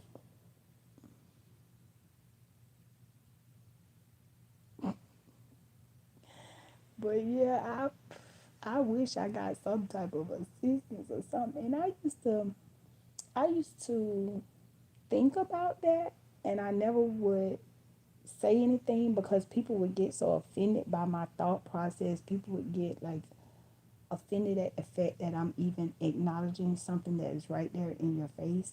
But I used to ask the question of like, why is it that someone gets rewarded for, like, I felt like I was being penalized for being married and working. I'm just gonna put it like that. I felt like I was being penalized. I was working a little part time job.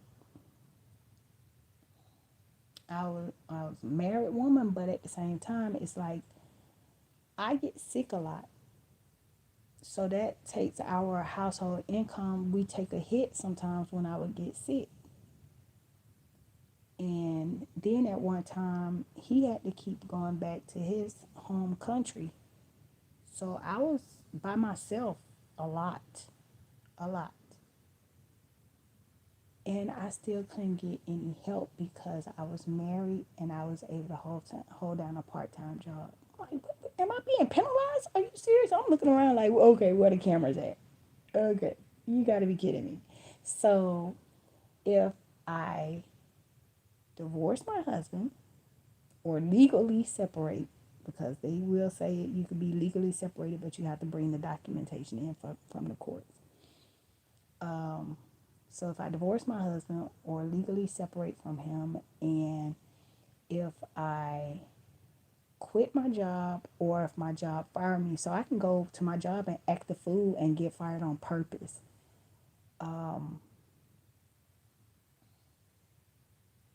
Yeah, I would get rewarded basically. Because one lady actually told me, you you got this and that. You what you need to do is this and this. Now she was supposed to be down there to help, but she's telling me basically how to dismantle my whole family and everything that I have going in order to get assistance from the government. I'm like, what?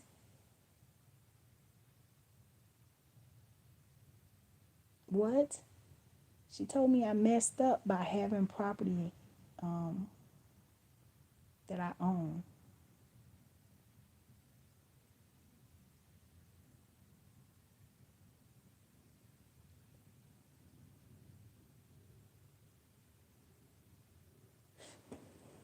I get so tired of seeing people with two cars. I get so tired of I be sitting there counting in my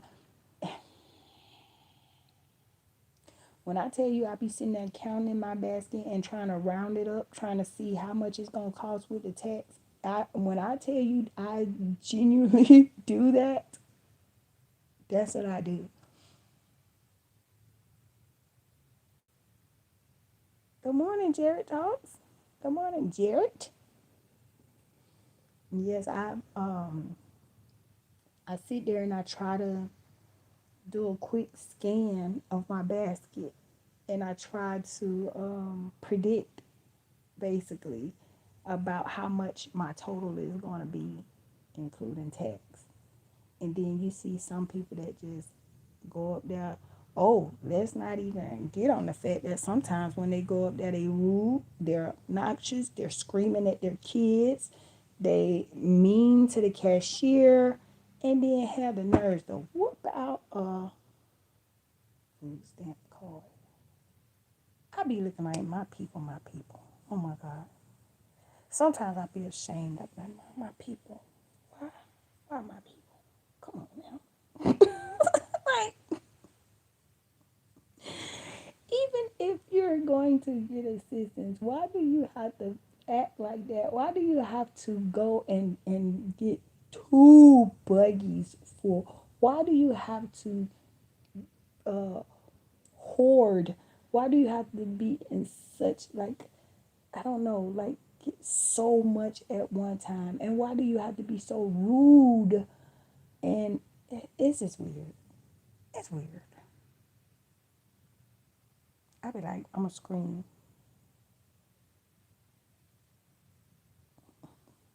Yeah, I'm a scream.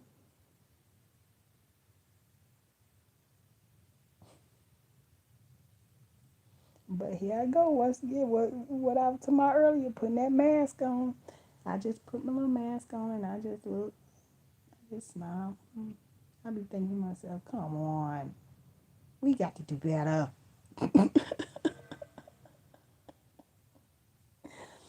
We got to do better.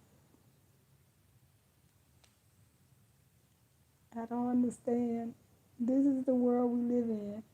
I'm basically being punished for trying to be a productive citizen.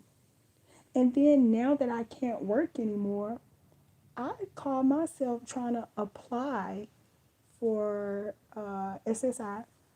I tried to apply because number one, the medical benefits. When you have SSI, you have you can. Oh, my alarm, y'all.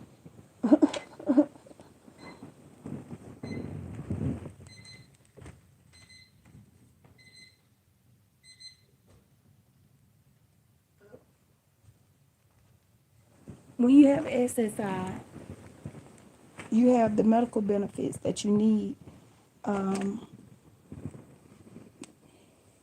and I really, really, really needed that SSI for that purpose alone because every 6 months I have to apply for the hospital to help me with any loose ends financially because my insurance does not cover everything. So I call myself applying for SSI. And now, mind you,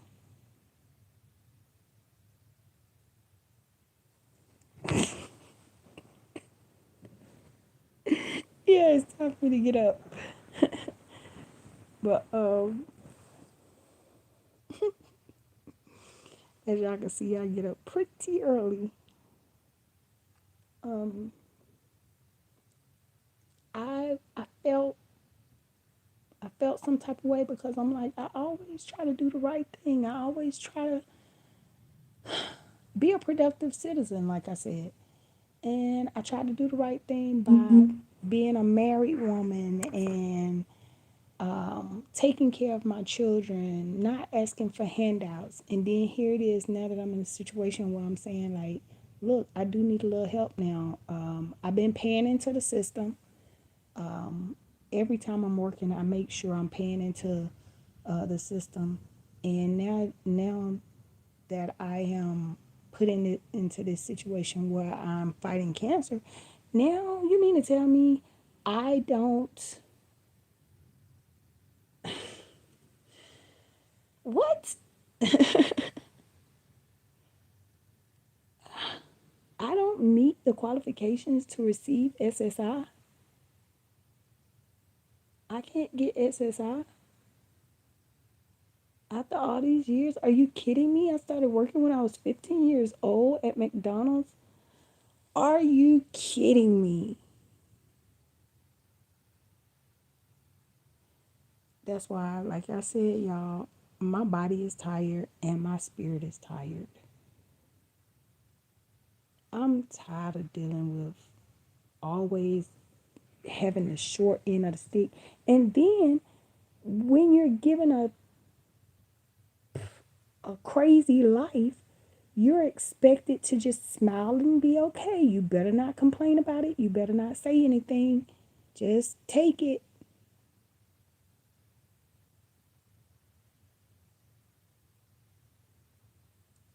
Yeah, Jared, did you get your coffee?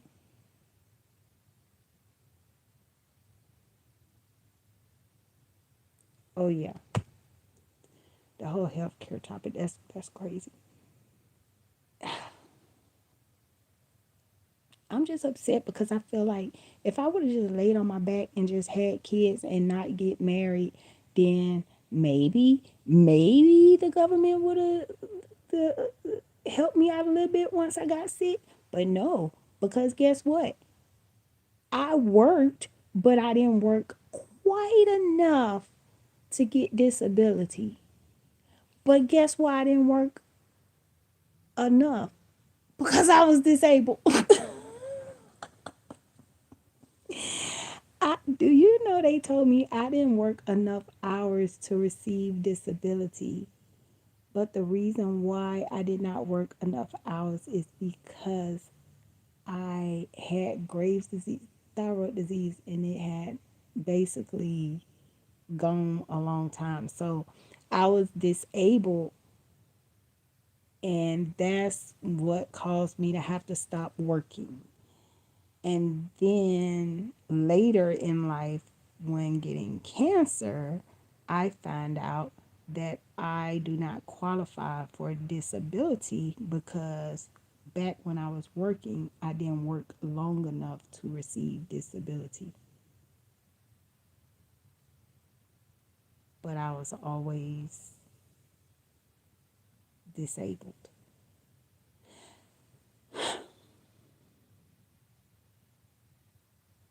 I've basically been a sickling child since I was a teenager. When I was 17, I was diagnosed with meningitis. So I've always had like that stigma of even though I have all these ailments, since I am perceived to be healthy, I am expected to be able to just be like Superwoman. I'm gonna start calling myself Wonder Woman. I love Wonder Woman. I got Wonder Woman pajamas. I got Wonder Woman, everything.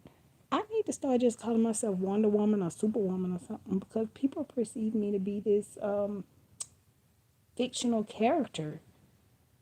Like, dude, I've been sick pretty much my whole life, and I cannot identify as disabled. I cannot identify as someone who needs assistance. So what they want me to be like?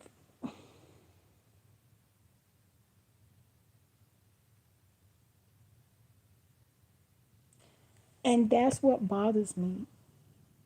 I feel like if I would have just been out there, then I could get all the benefits I wanted. But because I always was trying my best to at least, like my grandmama told me, at least hold down a part time job, even if it wasn't much or whatever. I always tried to work in in some capacity, and like I said, I always tried to hold my family together, even if things weren't going good or whatever. I always tried to hold tight to that two-parent household. I always tried to take care of my kids, be there for my kids. If somebody spoke against my kids, that my kids can't do something or whatever, I was that parent where I would make my child sit at the deep freezer. Yes, the deep freezer. I had a big stool, a red stool, that I would pull up to the deep freezer and I would make my children like practice, practice, practice, whatever it was that an adult said that my child couldn't do. I was that parent that I would make sure I work with them constantly to get them to do it. My son now that's about to graduate and go on to college, I remember when he was young, I had a teacher that told me he was not going to be able to make it very far because his attention span. He used to get up during class and just go play in the back of the class or play with blocks and stuff. And one day he told me, I asked him, like, why are you doing this while the teacher is teaching? Like, what is going on with you? And he said, I'm bored. That was exactly what he said. He said, I'm bored. I said, what do you mean you bored? He was like, she go over the same thing every day. Like, he was bored with the fact that once they would teach them a certain strategy, they would keep going over it over and over and over and over again. And he just told me simply, he was like, I'm bored. He said, I get tired of hearing the same thing every day. So me and the teacher, we had a talk and we agreed to have him to start working on the next level book. He was in the second grade and we agreed to have him to start doing work out of the third grade curriculum booklet. And he progressed. He got better and better with his time in class. And then I started working with him because he was a lefty. He uses his left hand. So you had some teachers that would talk about the fact that he used his left hand. So I would make him practice his writing, practice his writing. I even bought a little chalkboard to put in the living room so he could practice his writing on the chalkboard. And his writing is still like, but it's way better. So, do y'all know the parents that were sending their kids to school like looking crazy, acting crazy, not working with them or whatever? Do you know those are the parents that those teachers be up there? Hey, so and so, and be, friendly with them and nice with them and everything. And then somebody like me, like I said, I get the short end of the stick. So somebody like me, they be like, hey, hey. I don't know.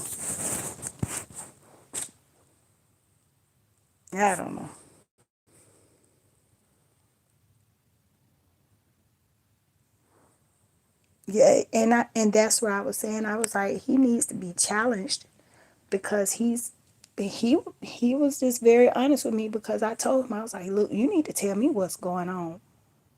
I went up to the school. I'm that one. What is going on? He said, I just get tired of her saying the same thing over and over and over again. And I couldn't help but to just hear him out. I was like, so what you mean? And he started explaining, like, he was like, she'll teach us something. And then it's like, she keeps saying the same thing every day for the next 2 weeks. He was like, I just get tired of hearing the same thing. It's boring. I just had to have a talk with the teacher. Like, look, this is what we're gonna do. And I went to it was called School Box. I don't even think School Box exists anymore. I think they went out of business last year. But I went to School Box. I got him a book that was a third grade workbook. And when I told the teacher I got this book, she was like, okay, well, she was like, you can send it here and I can kind of give him some pages out of it. She said, or what I could do is just make some copies and just every once in a while give him something out of there to do. That boy was in the second grade and reading on a fifth grade level.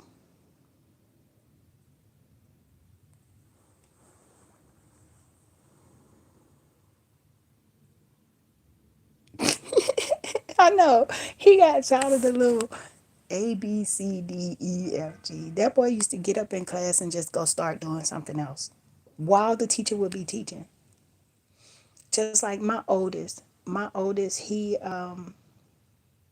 think I told this story before, but the doctor was trying to diagnose him with autism as well. Him and his twin both have autism. They're both on the spectrum. However, my oldest, my firstborn, he would not accept it at all. He told the doctor, don't put that on me. He said, that is not me, that's my brother. So the doctor had to put in his paperwork that he has Asperger's and he just needed speech therapy. But my firstborn was the same way as my fourth when it came to just being bored. So when he was in pre-K, they noticed that he was in pre-K, but he was in a class for kids with autism. And one of the kindergarten teachers noticed, like, I think I could work with him. Do you mind if I pull him out of that class sometimes and let him sit in with my class? And I said, no, I don't mind. I don't mind. She worked with my son. She would pull him out of the special needs class, I want to say maybe 2 or 3 times a week, and just have him sit in a regular kindergarten class. And she told me one day, she was like, that boy is smart. She said he notices everything. He's very intelligent. And she said, I just need you to do one thing for me, Mama. I'm like, name it. What I need to do? She said, keep on reading to him. Keep on reading to him.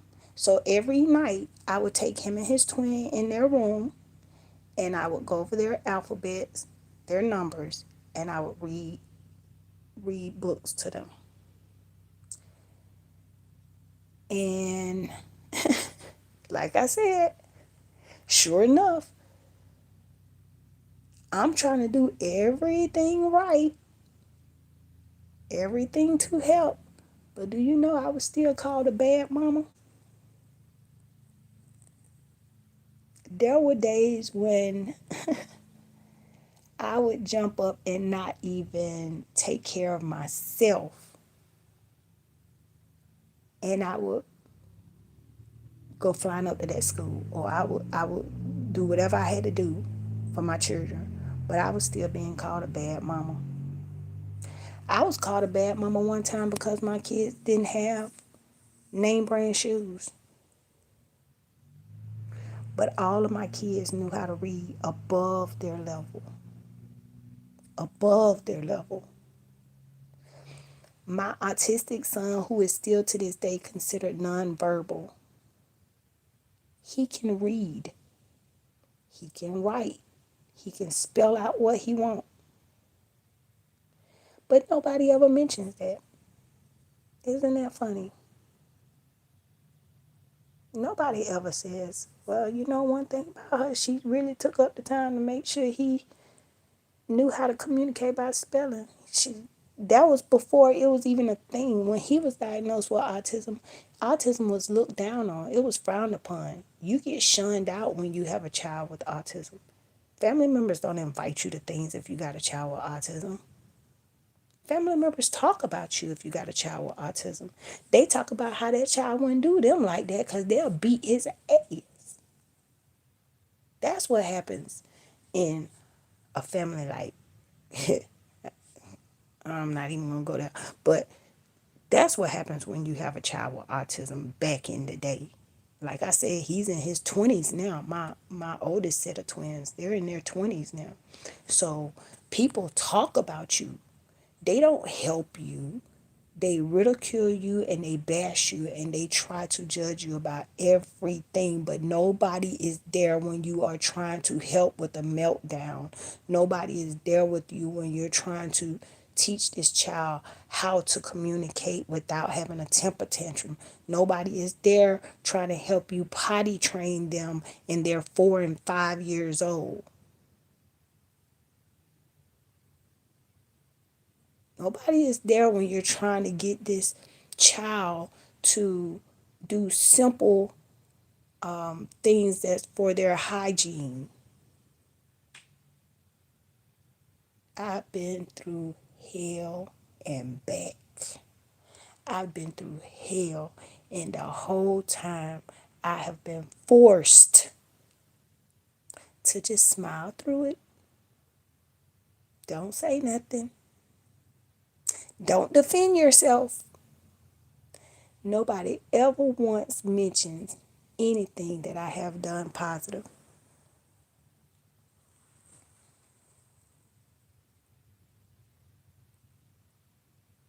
It has been a pleasure chatting with you.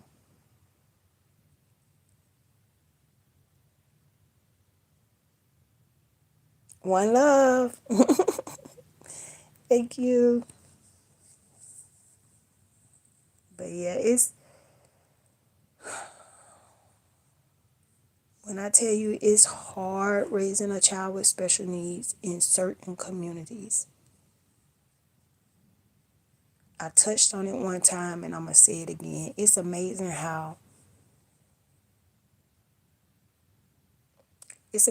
people will know something that can help you and instead of sharing that information with you, they will talk about you or they'll say, that wouldn't be my child. Da, da, da, da. Or they will know about different things, different avenues you can go that can really, really help your child to grow and to learn. And they'll do it for their child or they'll do it for somebody else's child or they'll, let their favorites know, but they're not going to let you know. You know why? Because in their head it's a competition. They want their child to be better than everybody else's child, so they wouldn't dare tell a parent that they see struggling about something that they know could possibly help their child. Instead, they're going to sit back and talk about you and they're going to say how their child won't be doing this and that. Okay, well, help me. And then you find out later on they knew something that you could have did and they just decided not to tell you.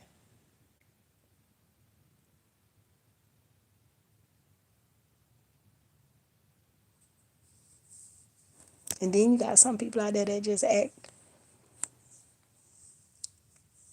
like they didn't know anything. What are you talking about? I didn't know. I never did that. I never said that. Yeah, you did. Yeah, you did.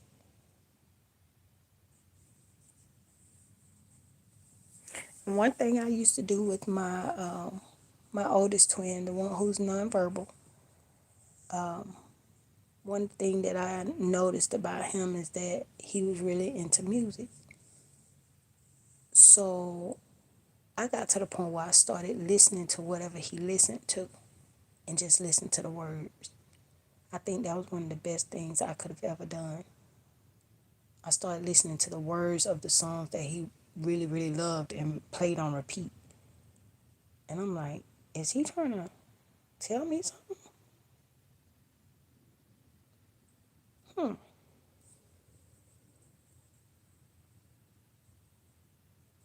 Hmm. And I think he was trying to tell me something else with people that he don't like. But I wish it was a way that I could have done more.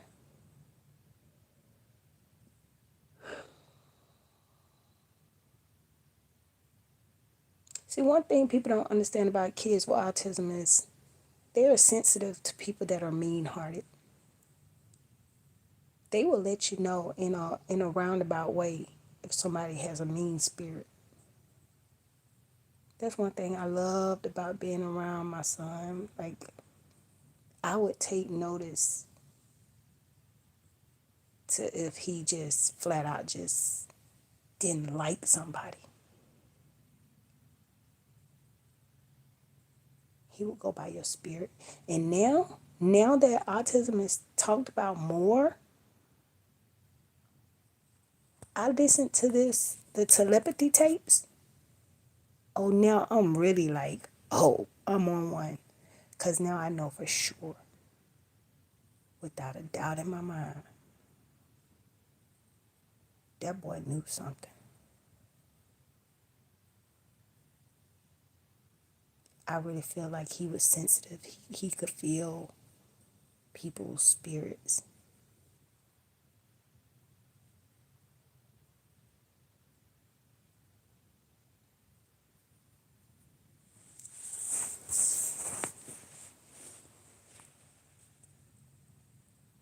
It's not talked about enough. People try to glamorize autism. Let's talk about the real. Let's talk about those long nights. Let's talk about not sleeping for days because your child is not sleeping.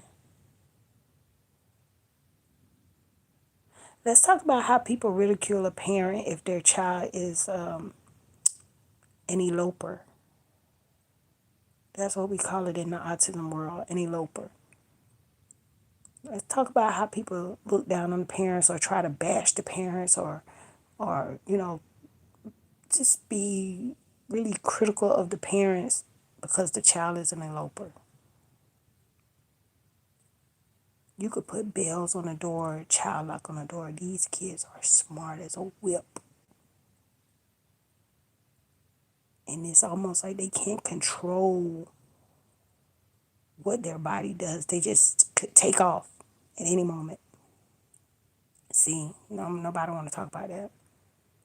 Nobody want to talk about how sometimes you can be chasing a child, running out of breath, and you will see grown people stand on the side. You're lucky. You're lucky if you get one person that tries to help you catch that child. It could be a group of grown people, but you're lucky if one person tries to help you. See, I know that feeling. Like I said, my son in his 20s now. So when he was diagnosed with autism, it was not talked about. It was not a thing. It was kind of shameful. People would say things like, oh, he like that because she let him do it. Oh, he like that because she must have been on drugs when she was pregnant. Oh yeah, I was told that one time before I went to my sister's church one time, and I went to this little, like a little convenience store that was in the same plaza, and I said, "Can you bear with him a little bit? He has autism." I was trying to teach my son how to buy his own item.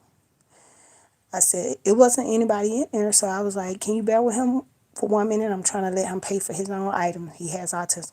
That man said, why is he like that? Because you do drugs? What? Yep, nobody talks about that. Nobody talk about the stares, how people stare.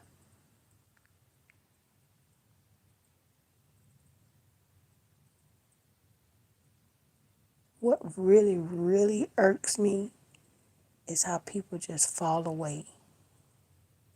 And then when they fall away, they don't just fall away, they fall away and talk about you.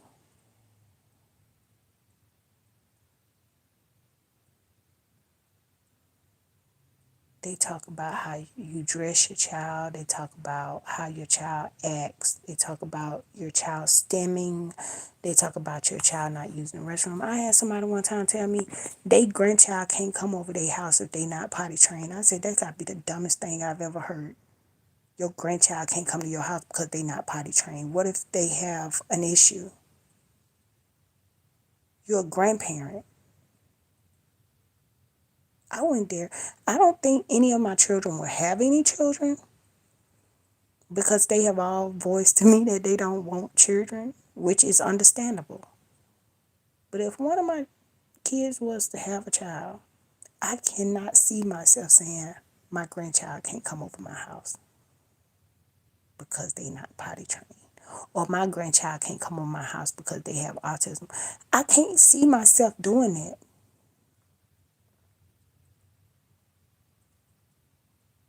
My grandchild can't come over my house because they don't act like the other children. My grandchild can't come over my house because they have special foods that they eat. Are you serious? If I had a grandchild and their parent told me, don't feed my child milk, don't give my child milk, guess what grandmama finna do? Go to the store and get the right kind of food that they said that they child can take.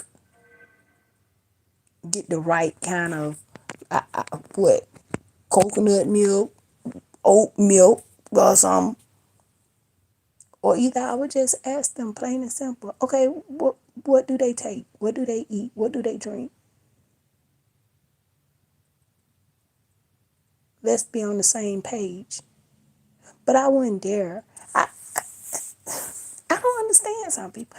I wouldn't dare say my grandchild cannot come to my house unless they are potty trained. Unless they potty trained, child. Well, I must be a whole different type of person because hey, if we potty training, we doing it together. If if my grandbaby got to be over here with me, hey, can you bring they potty chair too? Cause if y'all potty training over there, then I'm potty training over here.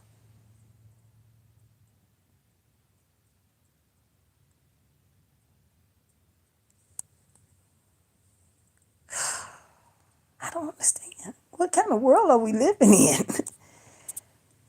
My grandchild can't come over my house unless they potty trained. That has got to be the most disgusting thing I have heard. Do you know how many people in the world wish they could even have children, let alone grandchildren? You watching your lineage and then you cancel one out because they're not potty trained? How about you help train them? It might come off very rewarding if you help to potty train your grandchild. Like I said, my children have told me several times that they not gonna have any children. They told me I done had enough children for everybody, so they not gonna have any children. So okay. However, if my if any of my children were to have a child, probably would be twins with the way they run in my family. But I would want to be in the best grandmama ever because I've had so much practice with my children. So I feel like I would actually be a better grandmother than a mother. I couldn't see myself putting that weight on my children of being a first time parent and then the grandparent don't want to have nothing to do with your child because your child is different. What?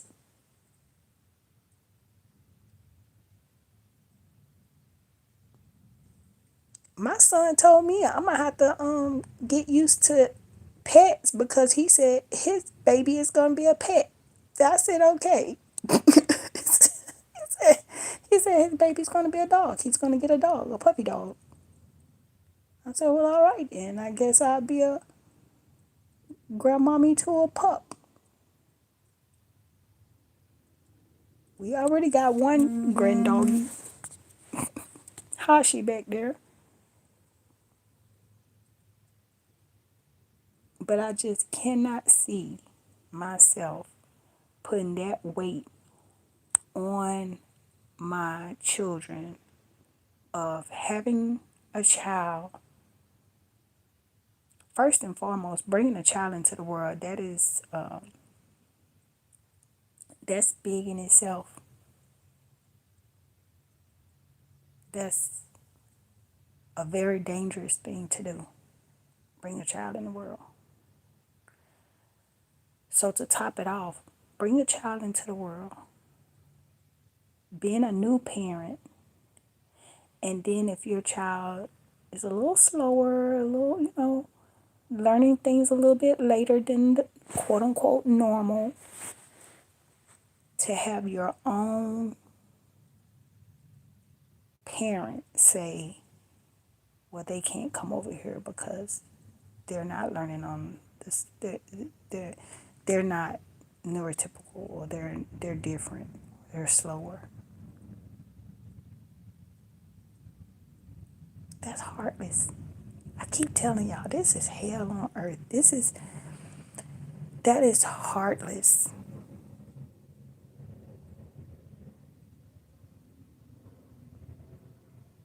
And I can tell you firsthand that I know how it feels to feel like you have nobody because your child is different.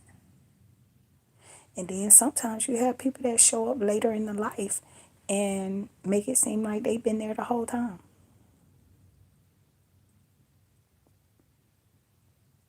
They weren't there through the really dark, dark times.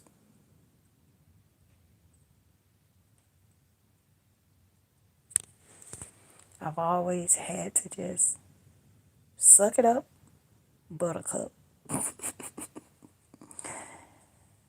Smile through it all. Well, I hate to be the bearer of news, but I'm tired of smiling to please everybody. I'm tired of the mask. I'm tired. My soul is tired. I'm tired. I'm tired of always being the sick one. I'm tired of always being the one that get the short end of the stick. I'm tired of being the one that have to push extra hard just to get my kids to get the education that they need, or the health care that they need, or I have to I have to do more and more and more than the next person. I have to go through more and more and more than the next person. I'm tired.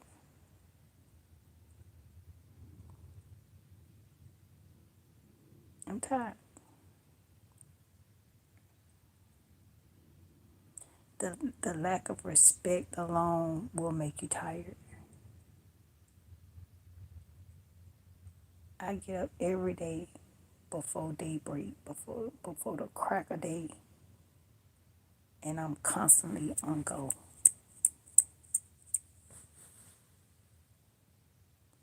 and I'm tired.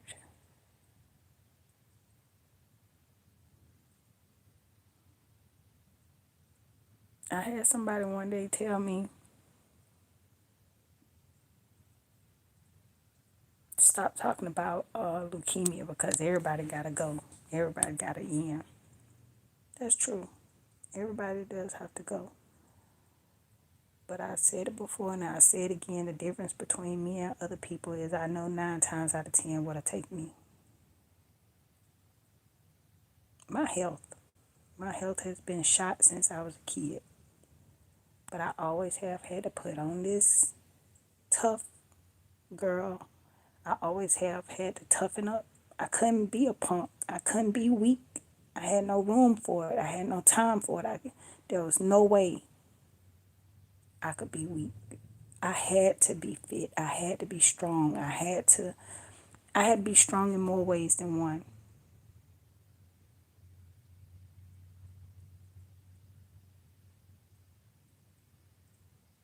If I fell off that bike and skinned my knee, it wasn't no sitting there crying about it. I had to hop my ass back up and get back home.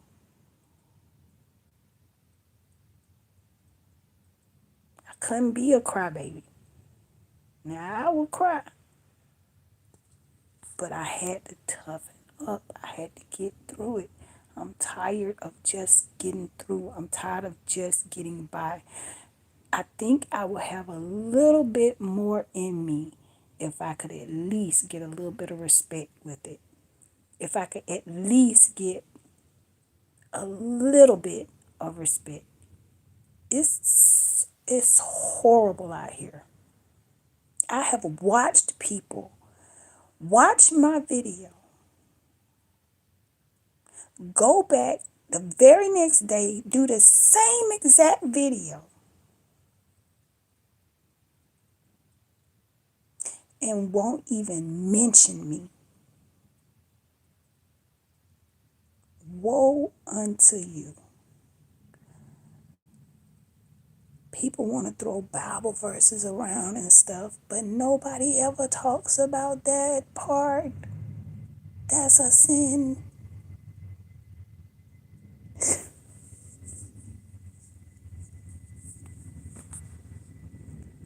But I get it. You only point out the Bible verses that fits for whatever narrative you're spewing at the time. I get it.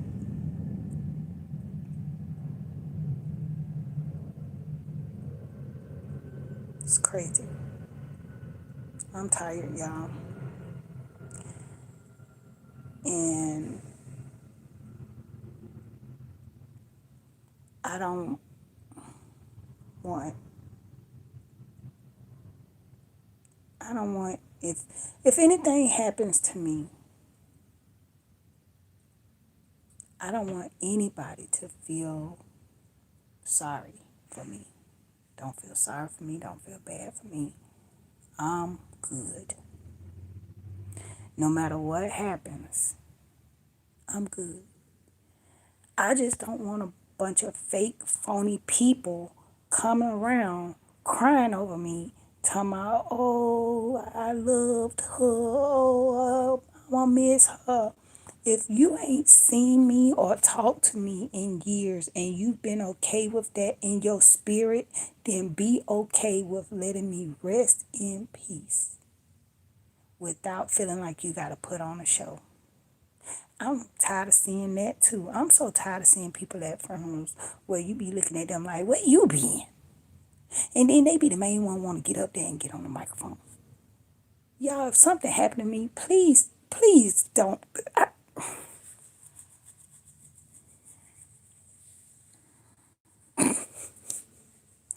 I've been through too much.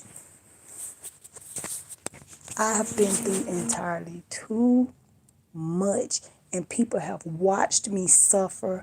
People have talked about me like a dog. People have talked about my children. People have talked about my lifestyle, how I don't have much. People have talked about the shoes that I wear. People have talked about the clothes that I wear. Everything. People have talked about my house, whatever. So don't you dare come and try to come all the way across town when it's time to bury me. Don't do that.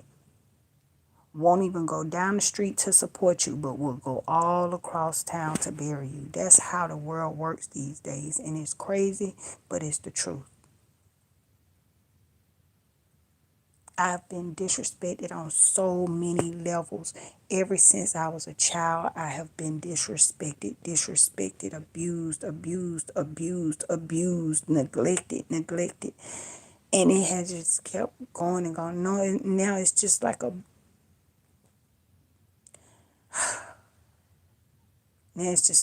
big, heavy weight. It's like, when am I ever going to get any type of respect? And I know what it is. It's the fact that I've never demanded it. I've always just smiled through things because that's the way I was taught. Just push through. Just keep going. Push through. Push through. I'm tired of pushing through. Especially if I'm not going to get any respect. Especially, I, I, I have half siblings. I had one half sibling who's now not with us anymore. And this is not to speak on the deceased or whatever, but she used to intentionally do things to make people not like me, or she would tell lies on me that I wouldn't even know about till later on down the line. It's like she intentionally did things because she wanted to take my place. And it was crazy because I was welcoming her in with open arms, like, oh my God, I got a sister. Oh my God, I got a sister. And the whole time, she was trying to demolish me, putting things in my dad's ear that wasn't true, trying to sleep with my husband, half sibling, friends, all that. And it's crazy because these are things that I would never do to anybody. I would never do that to anybody. And I would try to say, hey, well, she said this about me, or she told me this in person. She told me one day that she hated the fact that I had my dad's family around me growing up. She told me that personally herself. And then when I tried to tell somebody else, like, hey, she got a personal hatred in her heart for me because I grew up with, dad's family around me. And she hated the fact that they had a nickname for me. Do you know they told me I was seeing too much into it? You're seeing too much into it. That's all right. You'll be all right. I was like, no, I won't be all right. I feel like I'm in a movie. This girl is basically trying to take my life. And like, I really feel like I'm in a movie. Y'all tripping. And then later on, when it came out, nobody once ever said, dang, you were right. What's wrong? Why you won't say, why you won't give me that little bit of respect? Why you won't apologize for carrying a lie that could have really did damage to me? Why? Why you can't say, I'm sorry. I should have never listened to her. I should have never believed that. I should have known better. I should have known because I grew up with you. But no, I took a stranger's word over it just because I liked the fact that it was messy. I took a stranger's word because I loved the fact that you had half siblings and I wanted to get involved with that mess and I wanted to really dig it in and I wanted to get all the tea. So I took her word because I wanted to be closer to her because she had a name. She's a police officer. I wanted to get to know that cousin. I really like her because she got money. So I'm going to listen to her. Even though I grew up with you and I know that you just this little weird kid that likes giggling all the time and making jokes and, doing little stupid stuff. I'm going to listen to her. Even though I know that doesn't sound like something you would do, I'll listen to her. And then when it backfires on you, you don't even have the decency to come to me and apologize. You don't even have the decency to respect me enough to say, dang, my bad. I shouldn't have listened to her, or I should have known better. Nope. I'm tired. I'm tired of people accusing me of things that I didn't do. Even though I'm a homebody, I sit in my house. I don't bother nobody. I'm tired of people accusing me of things. I'm tired of people using me. I'm tired of people mistreating me. I'm tired of people being downright disrespectful and still thinking that I owe them the world. I'm tired. I'm tired of always trying to be the good person. What did it get me? Always trying to be good got me nothing. I have nothing to show for it. I don't even have a circle that I can depend on when I get cancer. I've been faithful and good to everybody. I've always tried to do the right thing with everybody, but every time it comes to me, it's screw you. My best friend, her son got cancer, and I was right there, right by her side. I was right there when her son came out of surgery. When he came out of surgery, I was right there. When she called me and said he had stopped breathing, I was right there. My son, he kept going back and forth to the hospital. They didn't know what was wrong with him, and I was falling apart because I thought it was his sickle cell.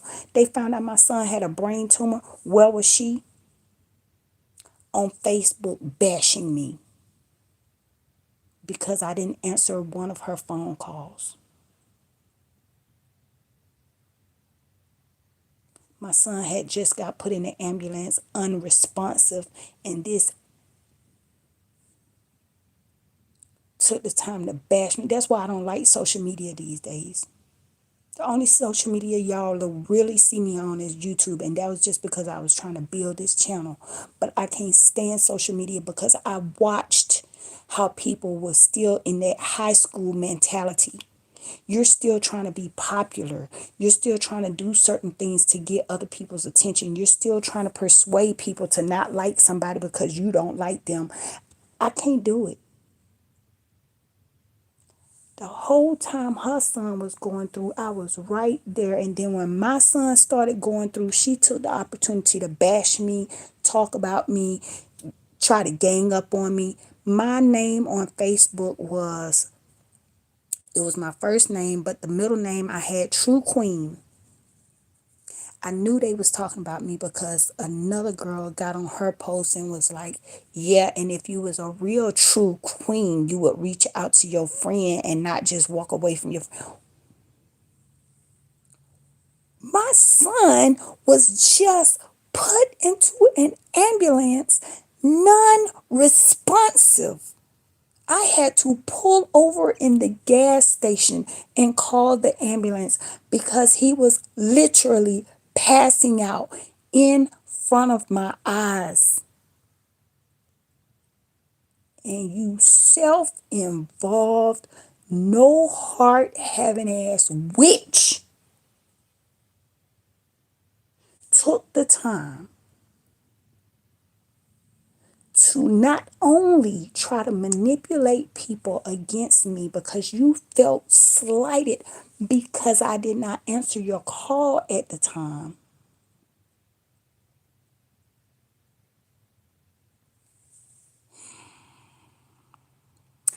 But then to top it all off, you tried to destiny swap me.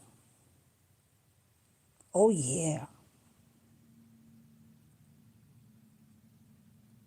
Tried to take my whole style, my whole persona.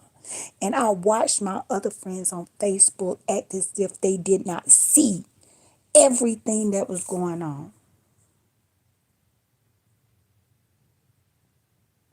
I watched. Y'all saw her take my whole style. You saw her try to manipulate people around me. You saw her start arguments in my name. And yet you said nothing. Sat back and watched the show. She watched me become friends with somebody else, and she did everything in her power to tear that friendship apart. Never wanted me to be friends with anybody else because she knew that I was a good friend.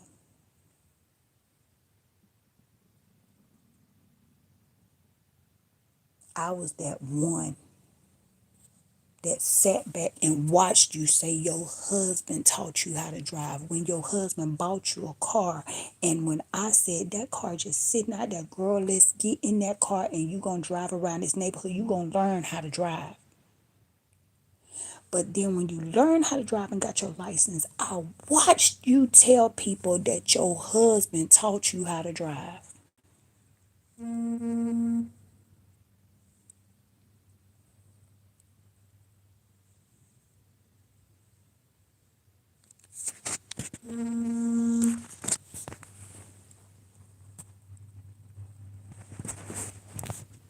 I'm just, I'm so over people. I'm so over people. I'm that one that if you are hurt or sick, I'm Googling, I'm trying to research how can I help you? What teas can you drink? What vegetable would be good for this or for that? My son knows because he started to wake up when he went through his situation. I started doing research and I found out kiwi could help his blood, help him recover from all the chemo he was having. And we started having him eat kiwi. And when he was in the hospital, they was asking him what he wanted for his next meal. And he said, do y'all have any kiwi? They said, no, I don't have no kiwi. And then he asked for another fruit. He said, well, do y'all have any? He said another fruit. And they was like, no. And he was like, wait a minute. How is this a hospital and y'all don't have kiwi? And kiwi is known to help your blood recover after chemo? Yeah, my son started waking up. I was looking at him kind of proud. I just sat off down on a little sofa on the side and I was proud. Then we went down to the cafeteria and he started seeing all these big posters with kiwis on them. And at first he was walking ahead of me. He had his IV thing. He was walking ahead of me at first and then he stopped and he said, Mom, you see this? I'm like, what? He said, you see they got all these posters with the kiwis on them, but they don't serve kiwi in the hospital. And I started looking around like, wait a minute. They sure do have a lot of posters down here with kiwis on them, but they don't serve kiwi in the hospital. And he started realizing, like, whoa. He said, I got to do right. I got to do better than this. I got to get out of here. And every time he had chemo, he had to stay in the hospital for 3 days for every round. And he had 6 rounds of chemo and he had six rounds of radiation. But when he had radiation, he had to go to Florida. He had to go to a different state for the radiation. I'm going to let him tell his own story. He has his own page. If you want to hear his story, he's waiting till he can do more long content and live content before he really gets comfortable. And I would really like to be with him when he tell his story. But his YouTube handle is Packboy14. He is really trying to get used to this whole YouTube thing. It's going to be a new hobby of his. He's still trying to, get a good feel for it. But his screen name is Packboy14. But he started to wake up when he was in the hospital, and he started to see some things and notice some things. And he's like, wait a minute. He said, didn't you say kiwi good for the blood and kiwi good? And I was like, look it up. I tell my kids all the time, y'all are in a information age. Look it up. Google it. Look it up yourself. I said, and then read more than one source. So he started looking it up. He was like, man. He started drinking. He always have been a good water drinker. He started drinking more of the alkaline water. He started like really taking the time to eat his kiwi, eat his vegetables. I would chop up him some bell peppers and onions and mushrooms, and I would just stir fry that up and have him eat that with some eggs in the morning. Like at least get some vegetables in. But when he was at the hospital, it was like his choices were limited.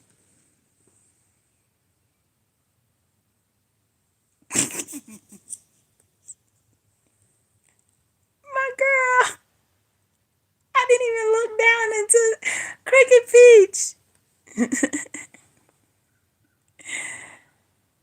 Cricket Peach, I love you. I love Cricket Peach, y'all. Um, I love when she's doing everything. When she's dancing in her kitchen, when she's sitting by her window, just like spitting facts, just talking. When she's out there like with the ducks and with the chickens. I just love everything Cricket Peach do.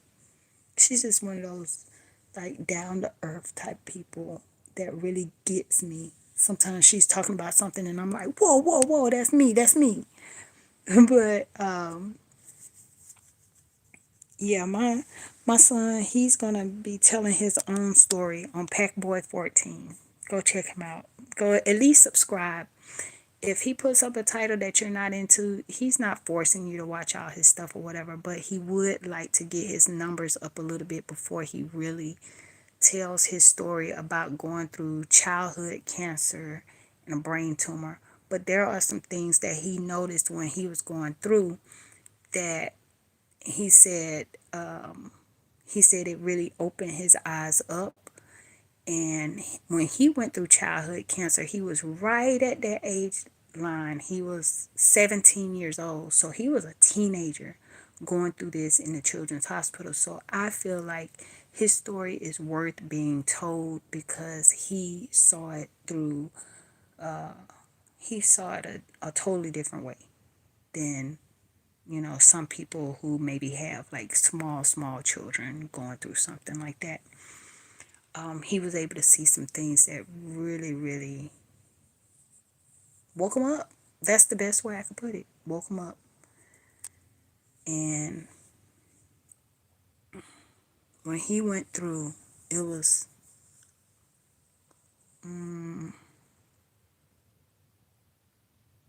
it was very hard for me, but I don't want to make it about me because it was about him in that moment. I wanted him to beat that thing.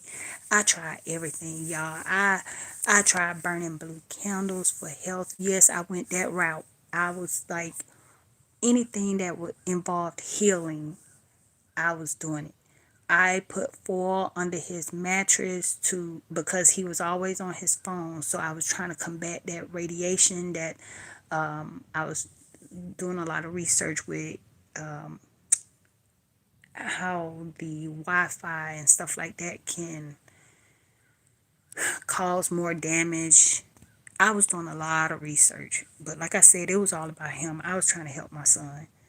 Whatever teas I felt like would help him, I would try to get him the tea. I would try to have him move around. I didn't want him just sitting in his bed all day and waiting for the next round.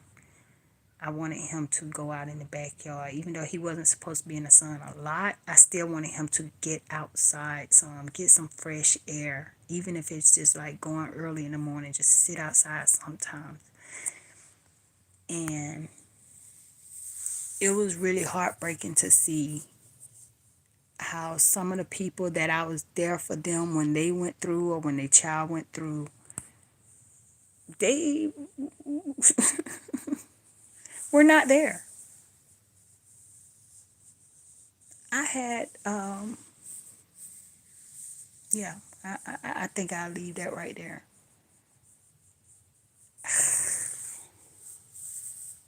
I sure do hate that one of my family members went through something like that and I didn't even know until after they had gone through it. And I was kind of hurt about that because I was like, she knows she could have called me. She know I would have been right there.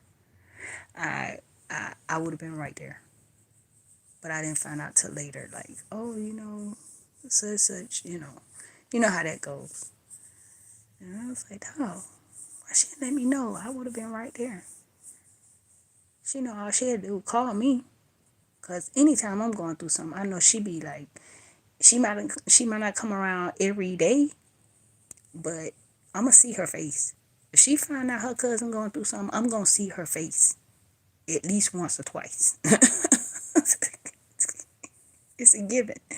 But for some reason, when she was going through her child, she didn't let me know. And I know how that goes sometimes. Sometimes you just can't grasp it all. Like, you can't understand why you're going through this or why your child had to go through this. I just wish she would have told me. Because I would have been right there. But as for now, I'm just tired. I'm tired of the rat race. I'm just tired of people. I'm tired of people. I'm tired of having to put on a mask. That's what they call it these days. I'm tired of putting on a mask. I wish I would have accepted my quote unquote weirdness, nerdiness, awkwardness. I wish I would have accepted it a long time ago, but now it's like so many people on here that I feel like I can relate to. And I might not click on all of everybody's videos, but I most definitely see a lot of myself in some people that I follow. Some people. And it makes me feel a little bit more at ease. Like, okay, there are some people out there that like listen to No Doubt and a little bit of gangster rap. That's me. There are some people out there that totally still loves wrestling. That's me. There are some people that enjoy going outside just because it feels good. That's me. I don't go outside to try to make a pretty garden and to try to be a show and oh, this look like a magazine cover. No, I go outside because I love getting dirty. I love being outside. I love watching things grow, be it plants, animals, people. I love watching the process of things grow. I love the way the sun feels on my skin. And that might be weird to some people, but it is who I am. Y'all, I just came on here because I feel some type of way. I feel like my body is tired and my spirit is tired and my stomach is growling. But I'm tired. I'm tired of being nice. I'm tired. Even in trying to live right and righteous, I'm constantly being scrutinized just for trying to be a good person. Trying to be a good person. Somebody said something one day that had me cracking up laughing, but it was the truth. And I cannot take no credits for this whatsoever because this was somebody else that said this and it stuck with me. They said, sometimes church folks will be the main ones that will defend a predator and shun a victim. And they will have a Bible verse to back it up.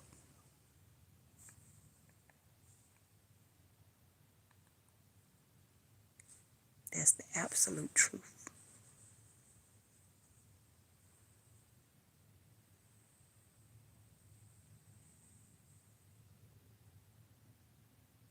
Look what my girl said. Just refuse to perform. I know, right? And I hate it took me being in my 40s to get to that point. I hate that it took me that. I wish I would have accepted my weirdness and my quirkiness and me probably being on the spectrum and just never being diagnosed. I wish I would have accepted that a long time ago and loved myself through it anyway. I probably would have not gone through as much suffering as I did. It be the church folks. It be the church folks.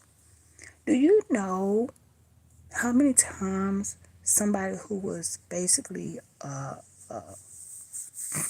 what we call holy roller or Bible thumper has ridiculed the way I worship, but at the same time, with the same mouth and the same heart, defend outright sin? I don't get that. Ain't that like a contradiction or something? I don't know if that's the right word, but yeah, it don't seem right.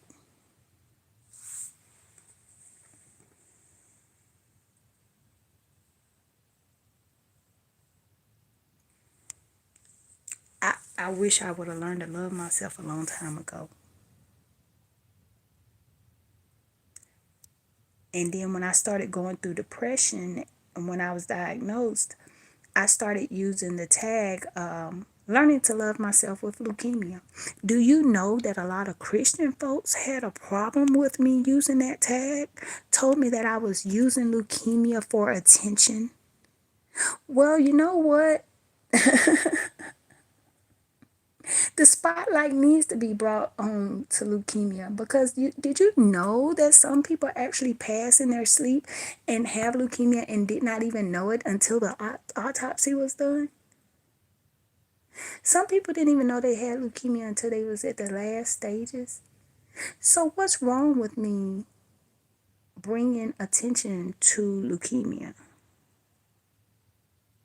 Oh, you just want attention. You're lying. You don't have leukemia because if you did, you wouldn't be dancing and doing all this and doing all that. These are Bible thumpers. These are the same ones that'll be saying you got to have faith. Oh, but it depends. See, I'm going to tell you what I noticed growing up in a church. They want you to have faith with certain things. Things. But if you actually showed faith, they had a problem with that.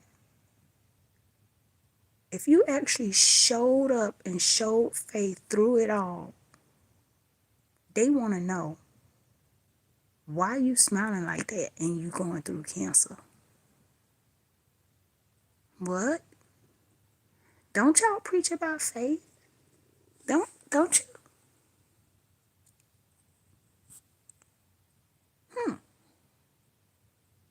That's funny. Nobody wants to talk about the deacons and the women. Now everybody's sleeping with each other in the church. Nobody want to talk about that. But let this little girl sit here and say, you know what? I know I'm going through cancer and I'm okay with it. And I'm just as happy as can be. And I'm going to just live my life to the fullest. Oh, that's a problem. What is she talking about? She ain't said the name of Jesus one time. And she talking about she's finna just dance through this cancer. You don't. I had somebody put on one of my comments that it was Jesus that healed you and not those doctors. You didn't even say the name of Jesus. And I was like, you don't look at my channel. You apparently you don't watch my videos because I actually do gospel music sometimes and everything. So that means you was just one of those holy rollers that was just quick to make assumptions and quick to try to judge somebody. But you're really going to sit here and try to nitpick off the fact that I'm making it my business to still be joyous in my situation. Yeah, that's suspicious.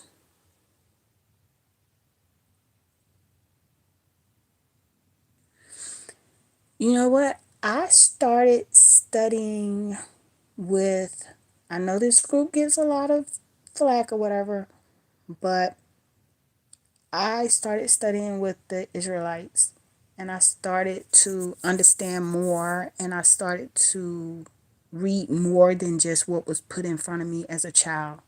I started reading more than the King James Version. I started actually reading the Apocrypha. I started reading I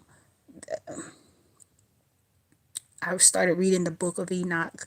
I started actually becoming familiar with some of the other religions and other backgrounds. And I started getting more in tune with meditating and just doing my own research. I'm going to put it like that.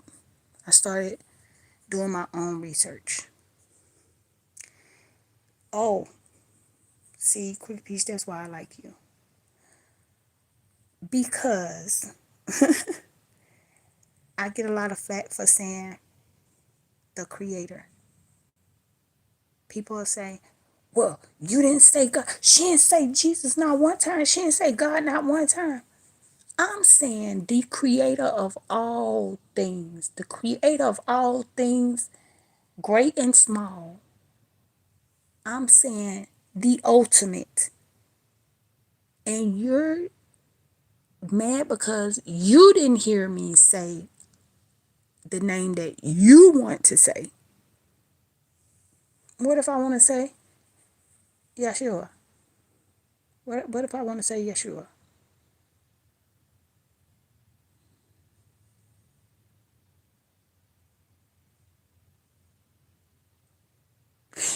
That's what I said the other day. That was the whole point. Like people try to make this whole spiel, and I'm like, you do realize that it is written where he tells you he did not come to abolish the law. He just came to fulfill the law. It had already been prophesied that he would be here and this is what he would go through. This is what he would do. This is where he would be born. He came to fulfill the law. And then it baffles my mind how people can be double tongued and not even realize that in the Bible it talks about being double tongued. You can't sit there and say one thing one way and say something else the other way and think it's all gonna come together. No, no. He wants us to look within. The Creator wants us to look within ourselves. We are in His creation. So He made us in His image. So He wants us to look within and do the right thing. Do the right thing. People bring up all kinds of stuff in the Bible, but that was the whole freaking point. Like you said, like that was the whole point. He said you're supposed to just worship in spirit and in truth. The whole washing of the hands, people always throw those verses around like it's nothing, but in that the whole point was he was saying, how dare you try to talk about them not washing their hands when they actually worship and serve in spirit and in truth. They actually really serve wholeheartedly, and you up here worried about a tradition about them washing their hands. He literally said that. Like, you worried about traditions, and they sit here and they actually worship. Wholeheartedly worship. They just bend themselves and just genuinely know what it is. And you worried about, they didn't wash their hands. You worried about a tradition.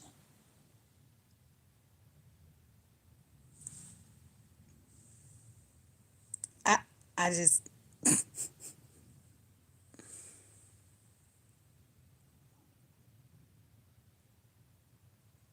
source, yeah.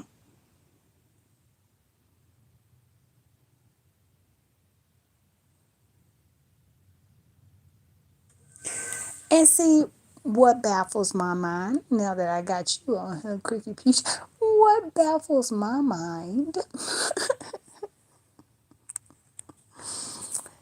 is that,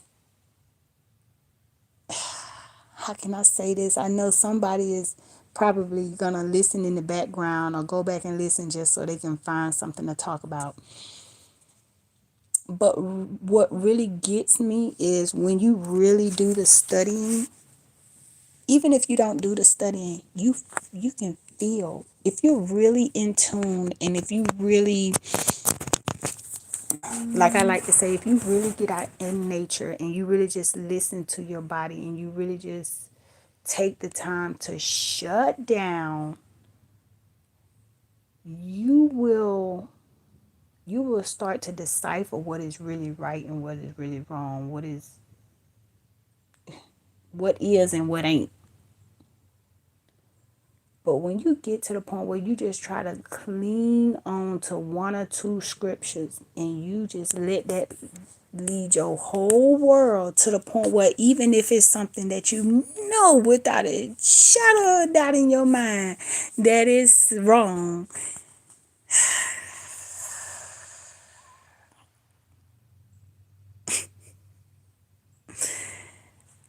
people get so mad with me when I say the creator of all things. They be like, what? She didn't say Jesus. She didn't say Jesus. Oh my God. Even baby Cinco 9 years old. Even baby Cinco can grasp a basic concept.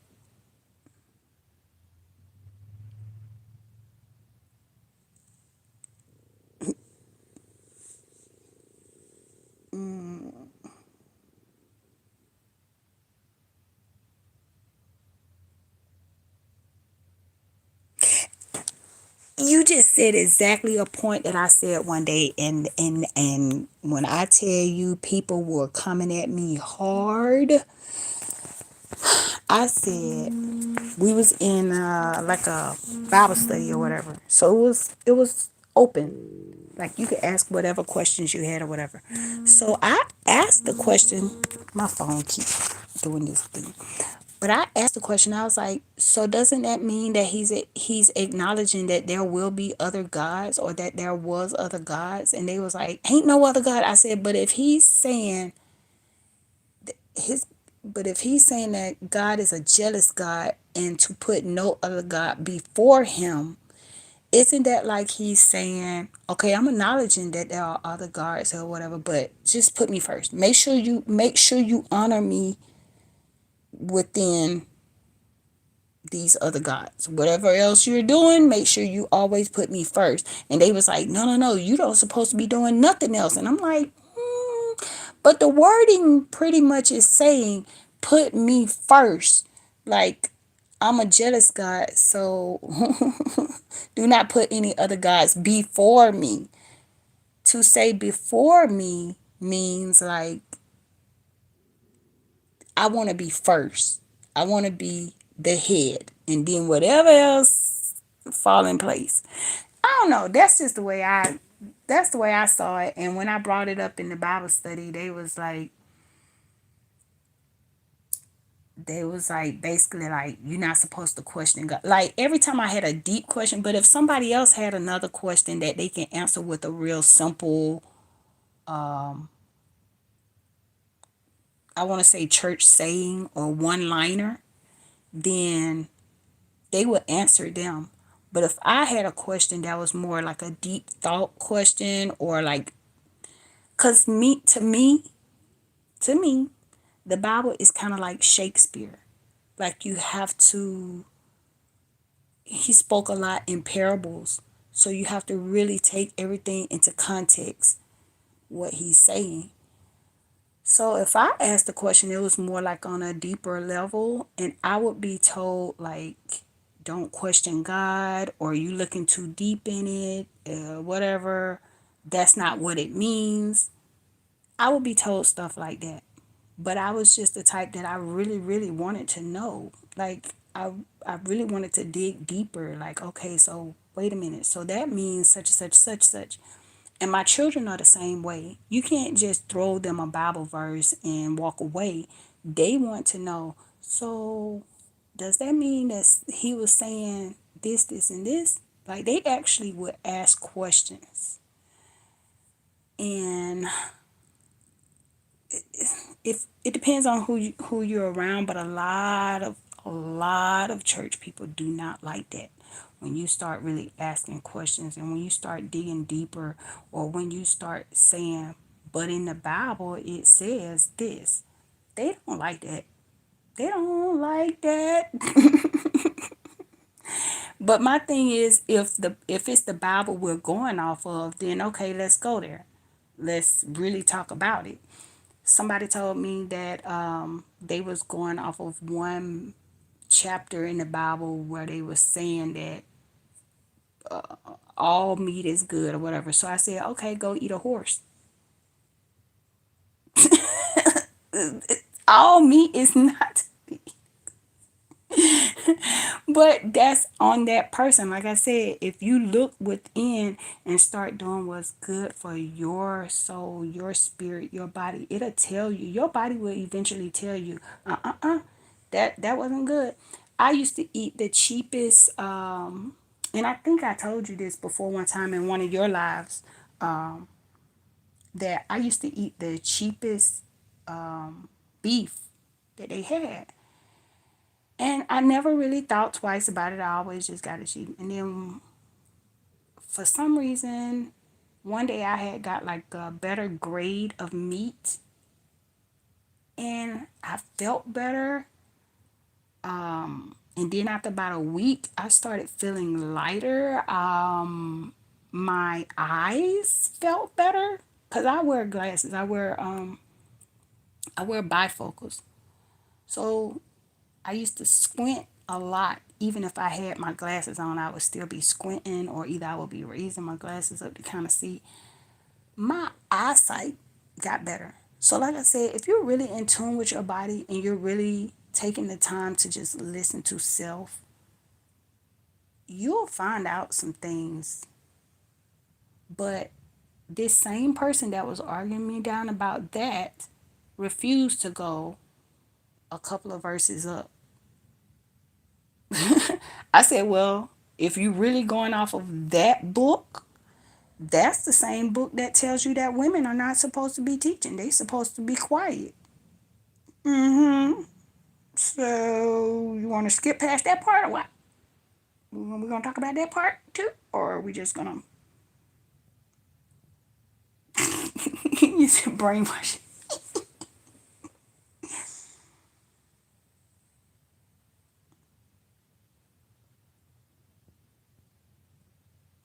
I, you know what? I consider myself a spiritual person, But when I get to the point where people want to debate me on the Bible, or they want to use the Bible as a talking point to try to make sense of something crazy that they're doing, that's when they lose me. That's when they lose me. When you get to the point where you try to use the Bible to get me to accept the fact that you are, let me just throw something out there. You try to use the Bible to get me to accept the fact that you have multiple women. I be like, what? And then they get upset when they find out that I really, really study. When I say I study, I study. And I be like, okay, so I see you threw that verse out there. So do you want to go back to this? And then I'll take them to something else that says something totally different. That says if you want to be a bishop, you are to have one wife and you are to be able to have your house in order and your children in order. But it says very clearly you are to have one wife. It also states that the deacons are to have one wife and not to be, you know, you're supposed to be of sound mind. Um, they skate and skirt all around that one. And when I became a teenager, I actually got tired of hearing the same.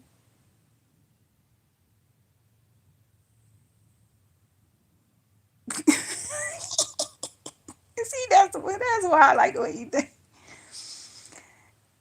Oh my goodness. When I was a teenager, I got tired of hearing the same thing over and over and over and over and over again.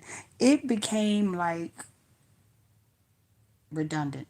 I was starting to act like my other son. My other son, when he was in school, he told me he was bored. He got tired of the teacher saying the same thing all the time. He felt like once you teach us something, and after like 2 or 3 days, you should move on to the next. We should not be on the same thing. Like that's the way he felt, and that's the way I felt in church. I felt like there is no possible way I should be in church all my life, and now here it is. I'm 18, 19 years old, and I'm still hearing the same verses, the same one-liners, the same little quotes and sayings.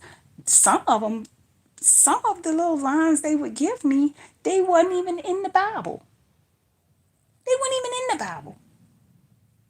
I started doing my own research, and that got under their skin.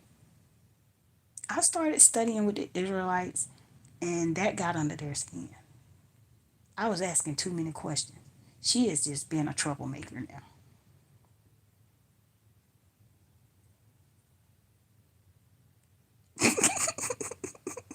I, I done got you to going. I done got you to going. I'm sorry. But I was just, when I started this live, I was just talking about how tired I am about the whole facade. Everybody's so fake.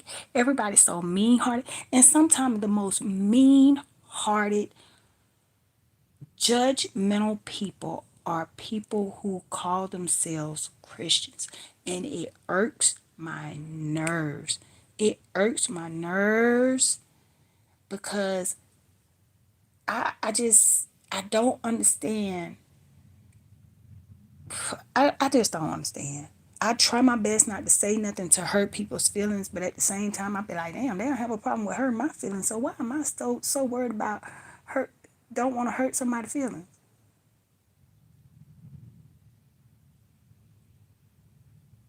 Yeah, I know, but I was trying to make a point with this person because they just kept trying to like. It's like they kept trying to use the Bible to try to make me sound dumb. So my point with them was trying to show them how dumb they sound because the Bible actually says two different things.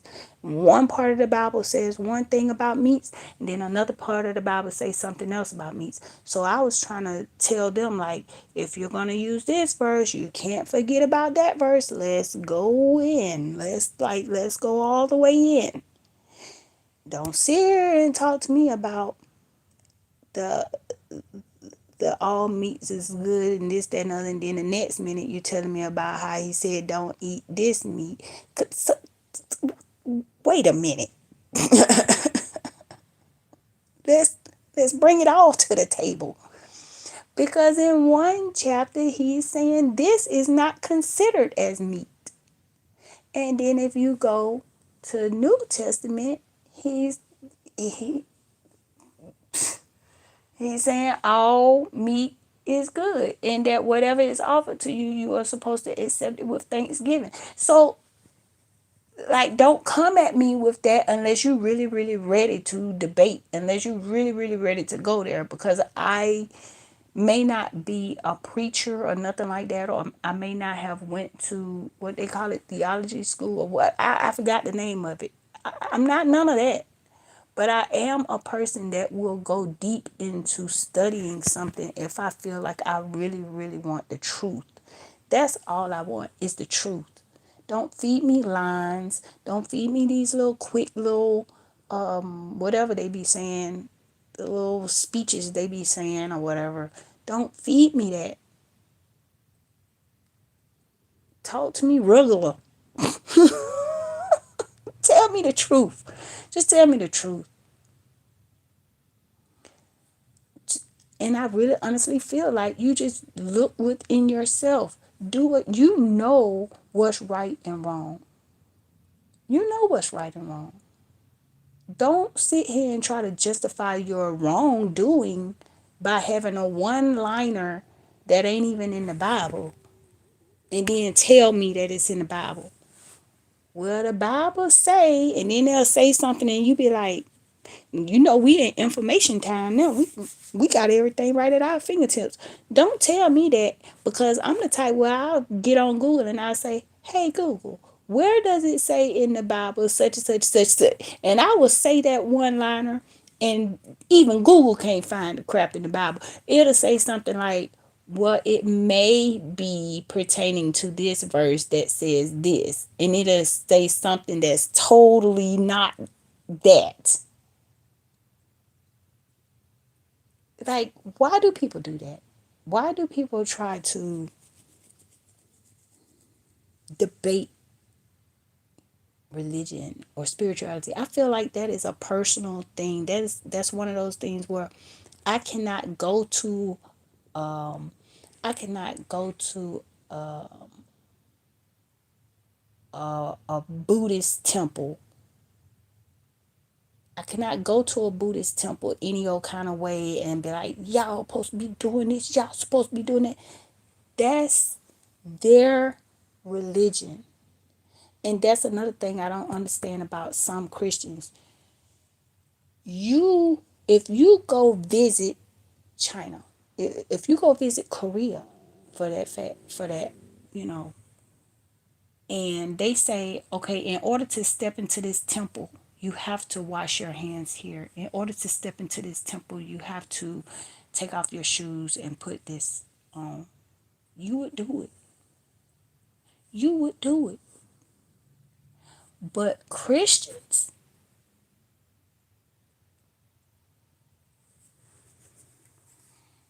yeah,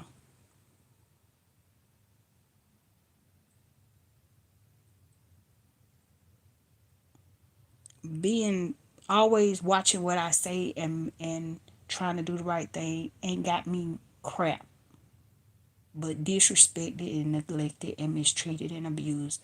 That's what it got me. And the whole time the church folks will sit there and baby and coddle the people that abuse you and mishandle you, and then they will shun you. That's what it has gotten me.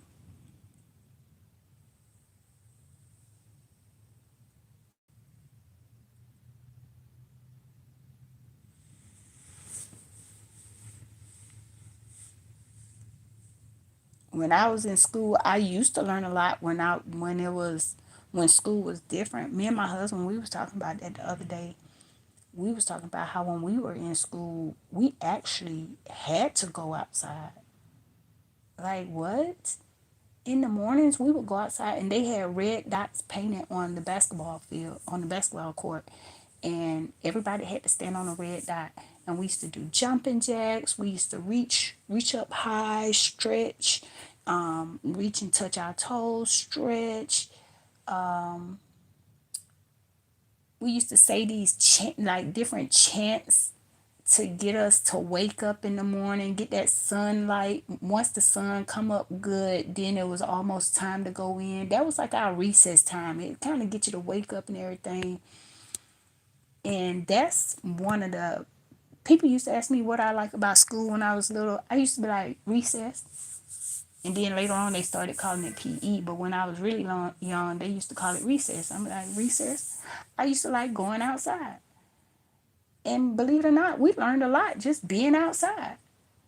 Playing foursquare and teleball and climbing. And we learned way more about life just being outside. Being outside.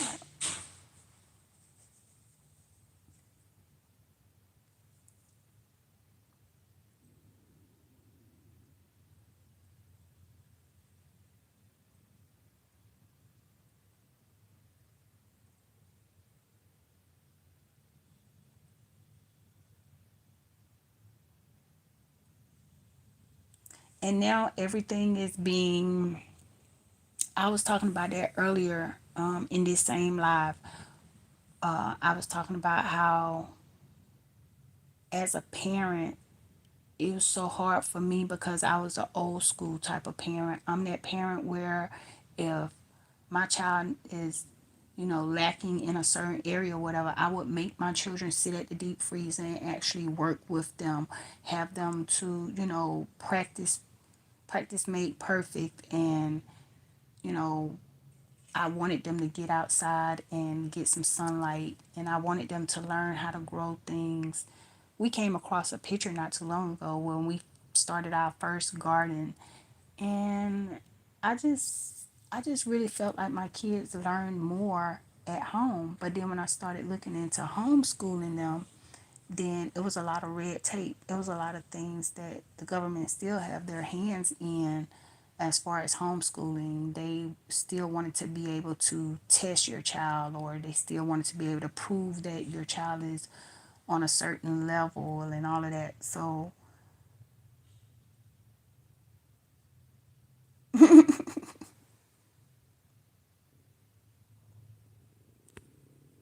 but see, even if you take them out of school, it's still like a process. A lot of paperwork, a lot of things that I wish they had it where you could just take them out and just not have to deal with all the other stuff.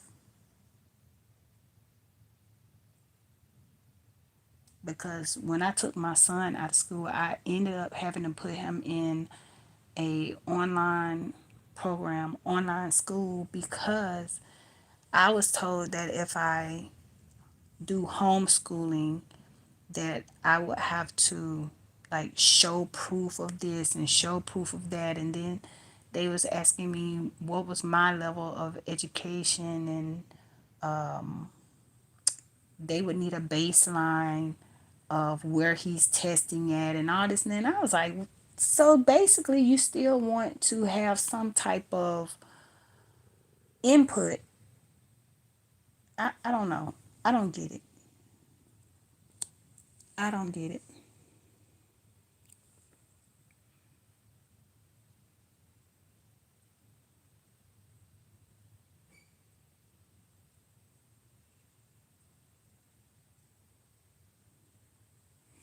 And that's, I think that's why I think that's why when I was growing up, we we accomplished a lot because we had that critical thinking skill.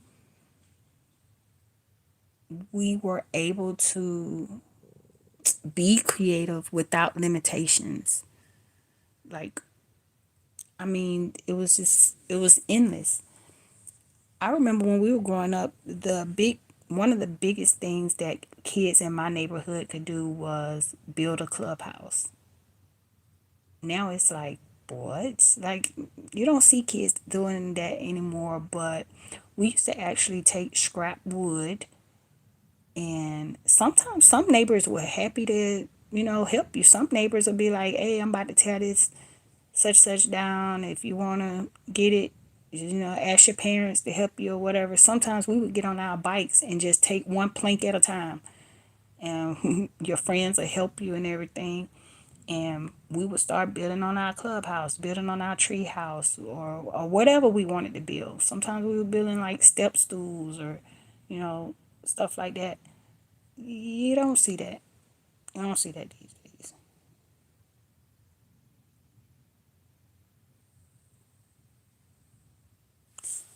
Child, I don't even want.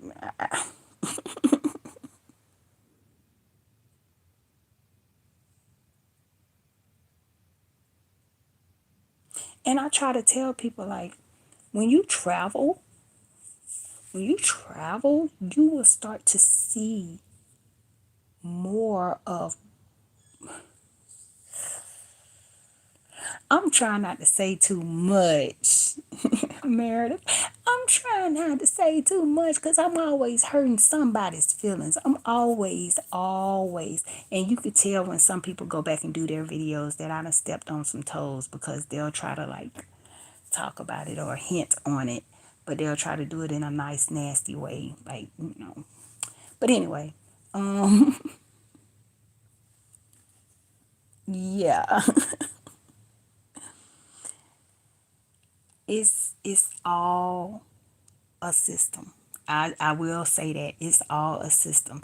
And if you feel like you have to have your children in there, the best advice I can give is make sure you are doing your part at home. Because if you leave it totally up to the schools, we already know what time they on. We already know what time they on. But I try my best to teach my kids it's okay to be kids. Be kids. Go outside. Run around. Play. Build something. Make something. Get dirty. We got a shower. We got a tub. Get dirty. Nowadays they be telling kids not to get dirty. What? You're a kid. Get dirty. That's what kids do. Make a mud pie. Please make a mud pie. No, I'm not going to get upset with you if you get a little dirty. No. Please, I want you to see how it feels to go out there and make a good little mud pie and let it sit out and dry. Get one of my old pans, make you a mud pie, flip the sucker upside down, let it sit out in the sun, come back out there and check on it later. Matter of fact, matter of fact, go stick a couple of sticks in the ground and go grab one of them old blankets or something like that. Toss it over them old sticks and make you a little tent outside. It ain't got to be perfect. Make you a little tent.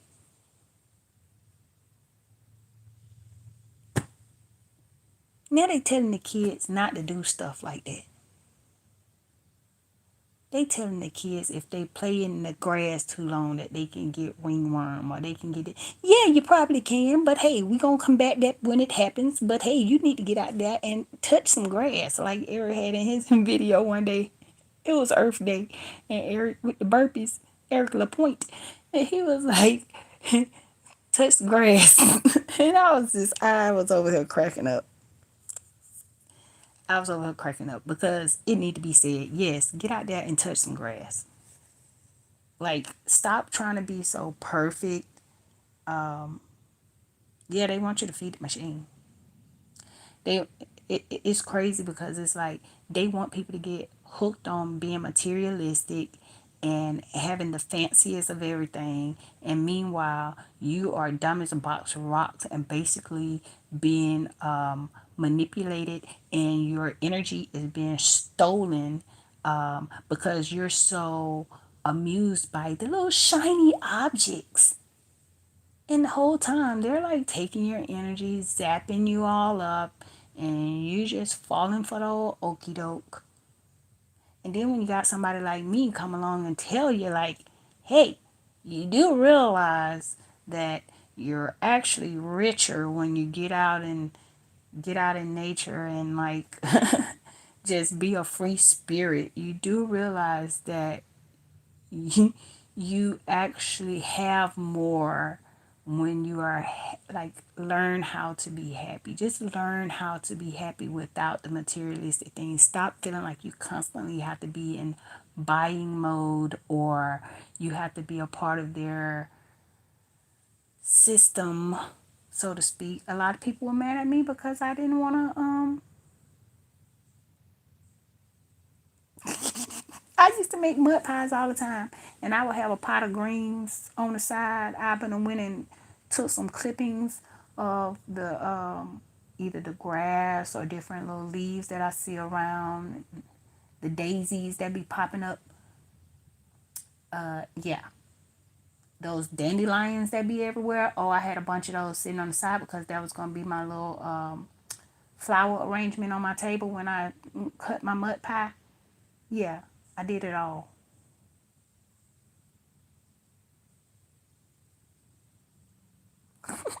It's been a while. Yes, these folks, and I think that's why my soul is tired now. I really think that's why my soul is tired now, because I'm tired of being what everybody wants me to be. I'm tired of being in situations where people are okay with me as long as I agree with everything that they say, or if I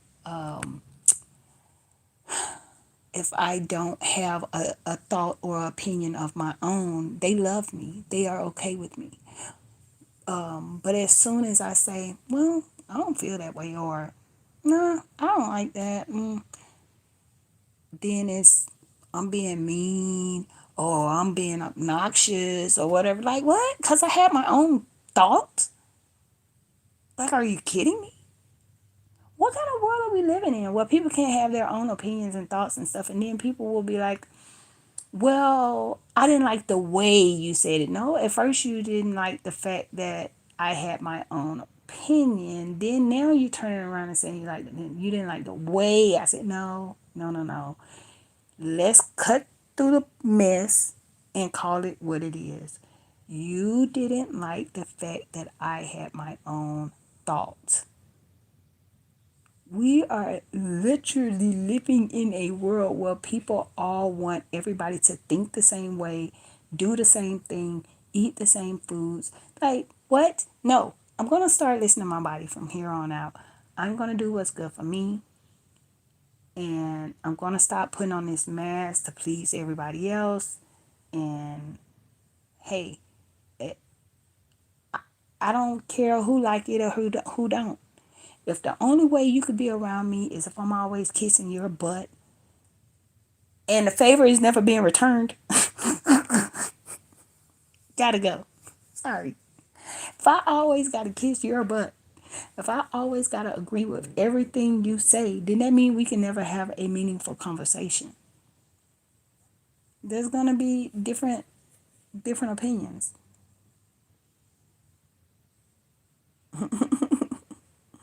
All right, thank you for coming into my life. Thank you. Yep, I cannot. Um, that's just a big part of what's weighing on me right now. I always find myself in situations where I feel like if I just don't say anything, or if I just agree with everything that is being said at the time, then there's no issue. But as soon as I have my own thought, my own opinion, my own ideas, then it's like it's an automatic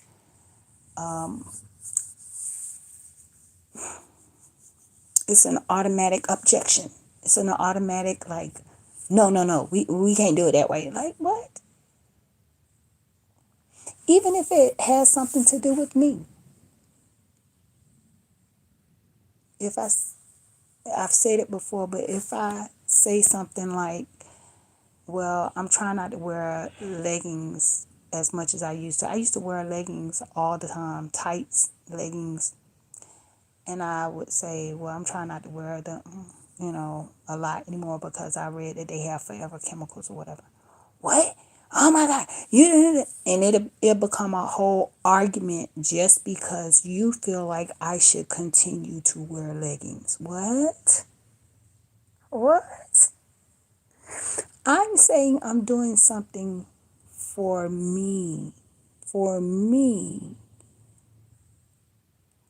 The whole language thing. I can say I'm just learning this language real quick, just to learn the basics for me, just to give me something to do to clear my mind. I'm going through a lot right now, so I'm just gonna try to learn something new.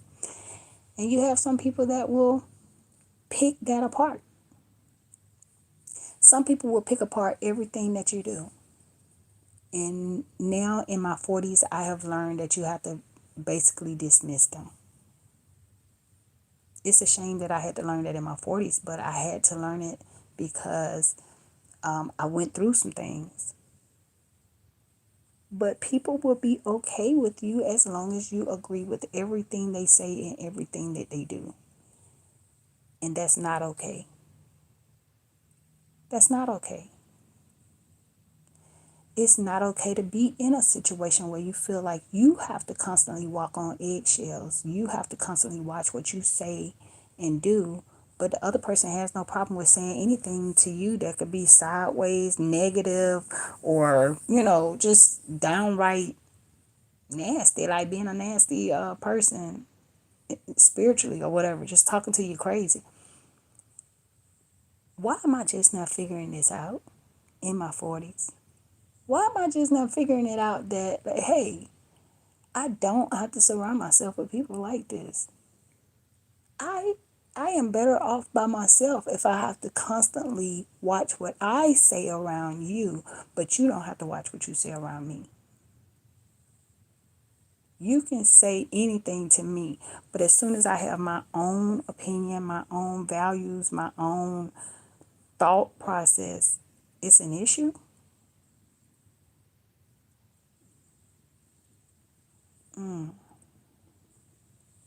Yeah, that sounds like a you problem. That sounds like a you problem. And like I've said plenty of times before, I get it mostly from Christians. And it's very heartbreaking because I feel like I feel some type of way about it because I grew up in the church. I grew up a Southern Baptist. I grew up in the church. So I feel a little hurt by the fact that some of the main people that have hurt me or that have talked down on me or compared me to other people. I hate being compared to other people. Ugh, ugh. The same people, the main people that have put me in predicaments like that, or the main people that have been very judgmental about materialistic things or money, have been Christians.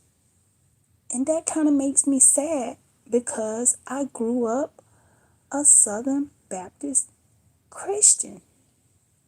So to see how a lot of them, I ain't gonna say all of them, a lot, to see how a lot of Christians treat people makes me sad. It hurts me because I'm like, wait a minute, I thought that this was the total opposite of what Yahshua, Jesus, Yahuwah. I thought this was the opposite of the teachings of Jesus and God, the Creator. Like I don't know. Maybe it's just me, but I feel confused.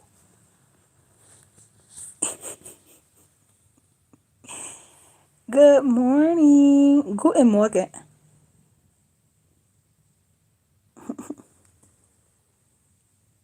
I think I talked about you earlier. Shiki baby.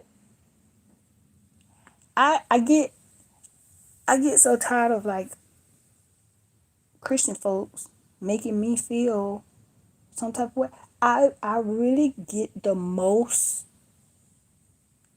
meanness and judgmental people from Christians.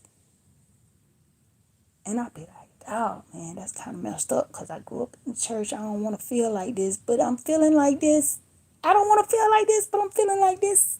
I be like, wait a minute now. So you will sit here and talk about me and bash me,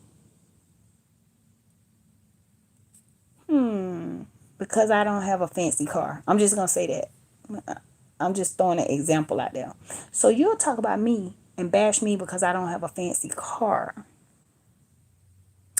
But you'll tell me I need to be more understanding if a woman walk up in there half naked and get up in front of the church and sing a solo standing in the pulpit. Where's the same love that you have for her for somebody that don't have quote unquote money? Well, you don't know what she has. She might not can't afford it. Shawty, is you serious?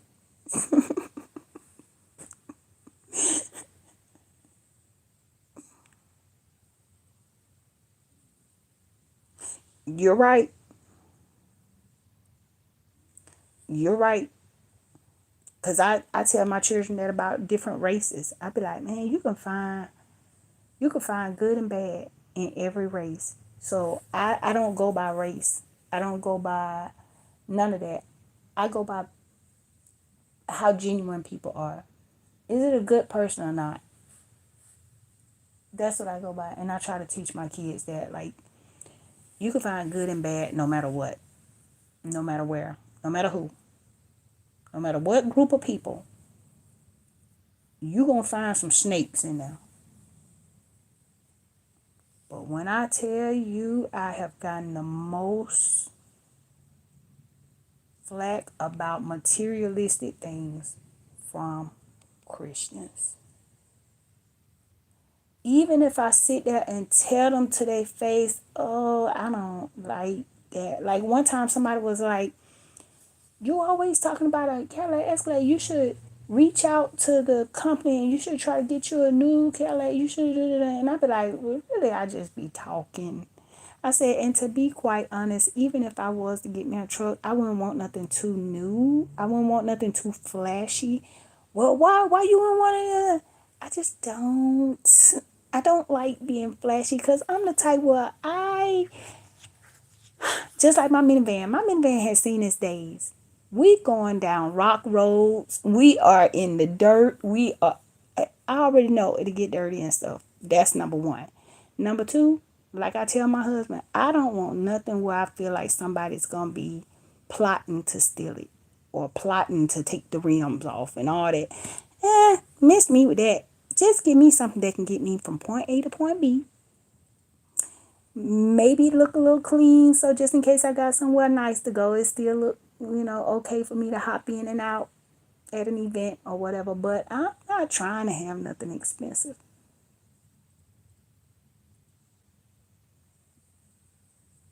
Hey, she's a Grand Rising. Um,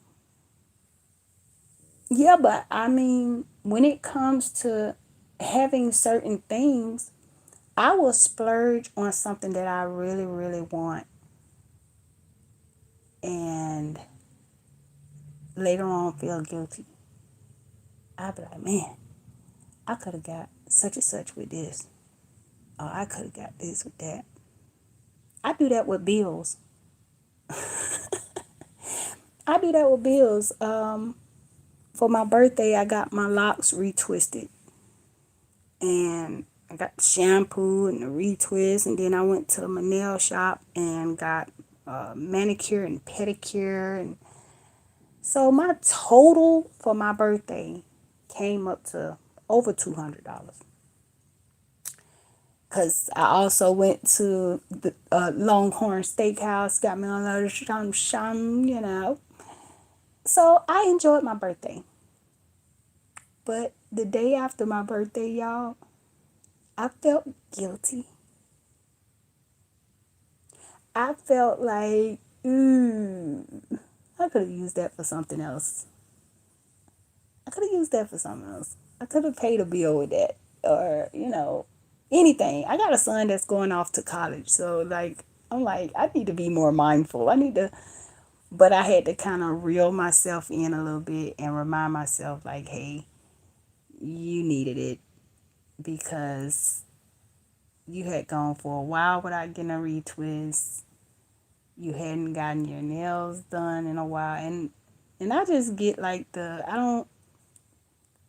I didn't get like the tips and all that. I just, had a manicure pedicure. But I was beating myself up about it, and I had to pull myself back and say, you know what? You deserved it. It was time. It was time. But see, those are the type of things that I used to do when I was a younger mother. When I was a younger mom, I would basically neglect myself. And people would still find a way to talk about it. People would still find a way to be like talking about what shoes we have on or what kind of clothes we have on. And it's like, what is y'all big deal? Like the way somebody else, like, I just don't get it. I don't get it personally. But I agree with you, Sheik. Like, you find crazy people in every religion, every race, every background. You always gonna find a butthole. I was trying not to use that word, but I ended up using it anyway. You're gonna find one. You know what else I want to say, but I'm watching my mouth. But I had to learn how to not call myself being so faithful to a certain group to the point where I miss out on my blessing. Because I'm just like somebody was saying, I'm supposed to only support certain businesses. And I'm like, no, I support who got the best customer service. That's who I support. I don't go by, well, we're part of this group, so we only go to this group establishment, or we so and so is a part of this fraternity, so we only go to his thing. No, no, no, no, no, no, no. I'm paying my money, so I'm going to go to the people or the place or the establishment that I get good customer service, and I know the people are good-hearted people. That's how we're going to do this. That's how we're going to do this. I'm tired, y'all. I'm tired of this world we live in. I'm tired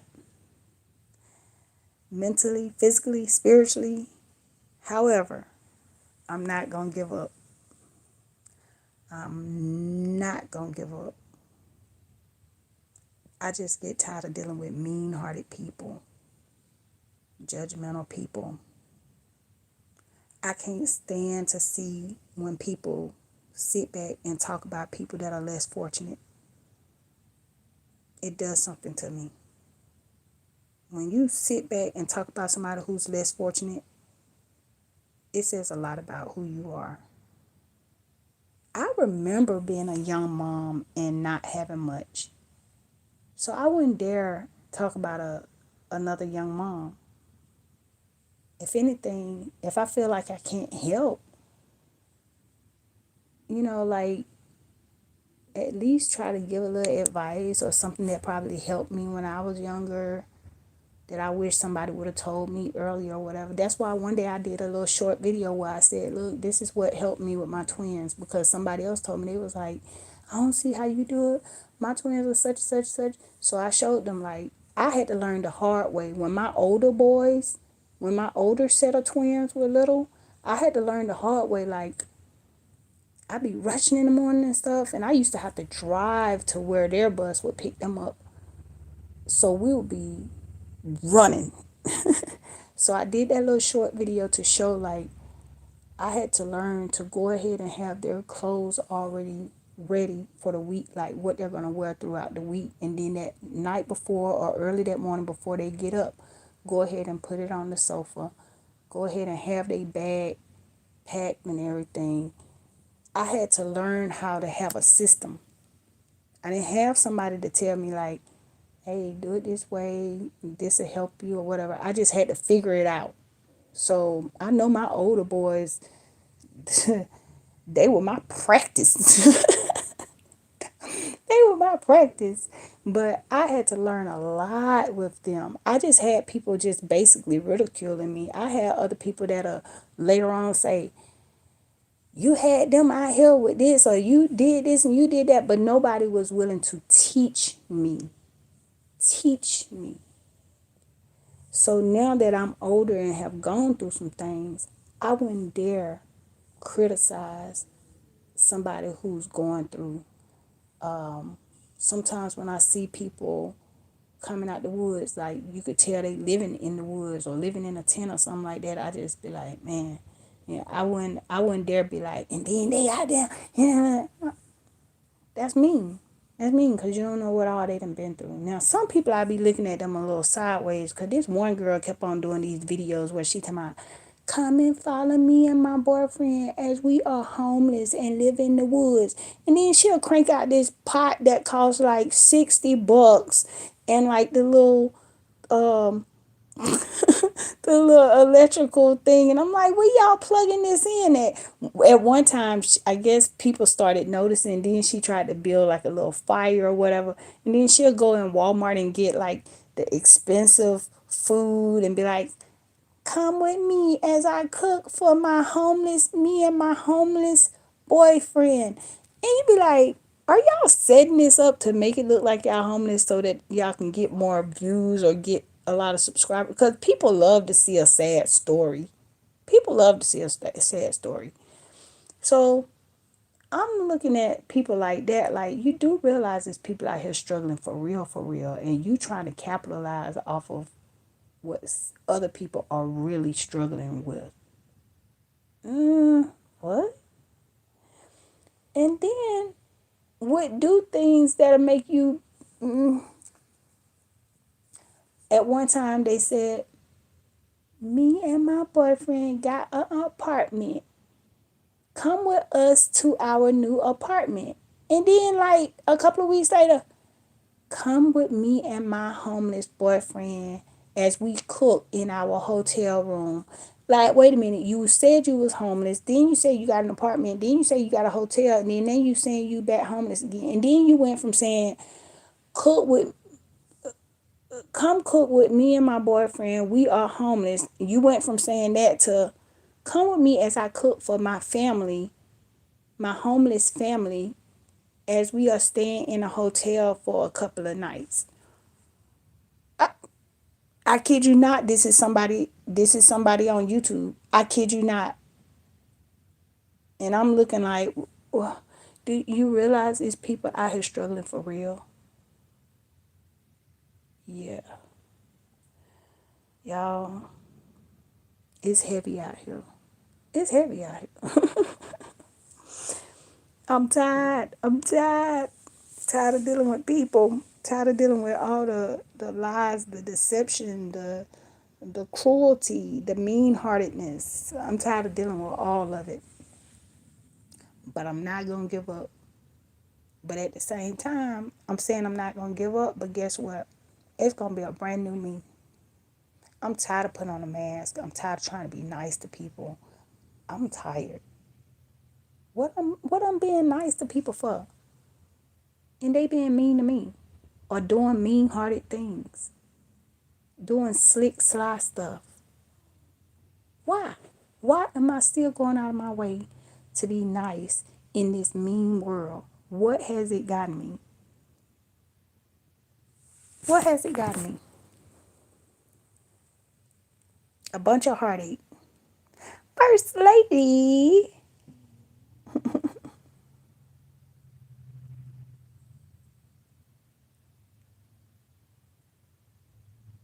Your day's going pretty good. Good.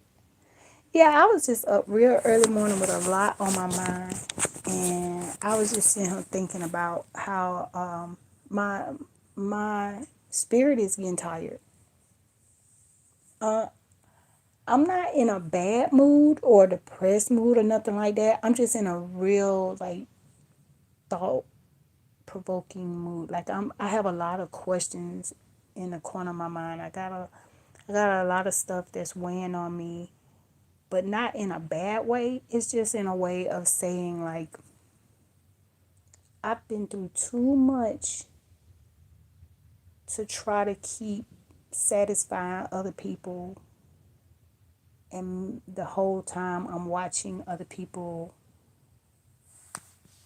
mistreat me. I wonder how do you handle that in a good way? Cuz I'm trying to be good. Trying to be good, but I don't know.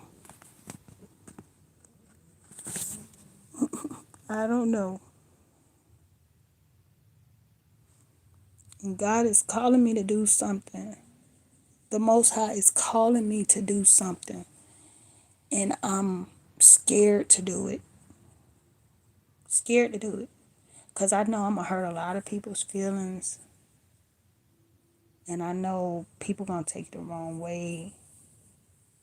It's, yeah, it's a lot. It's a lot going on in the world. But right now, I'm more concerned about what's going on with me personally. It's almost like you can see what's going on from above you. Do that make sense? Like, I'm actually watching myself go through this like I'm watching my own movie. I'm watching how people are treating me, how people are talking to me. I'm watching, it's just everything. I'm watching how people are trying to use the Bible to like come against me or whatever. And I'm like, you don't want to do that. You don't want to do that.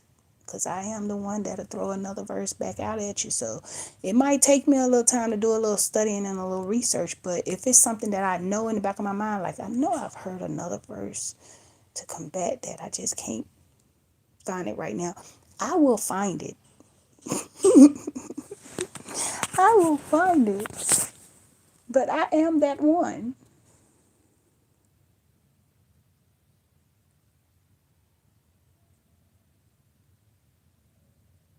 Yes.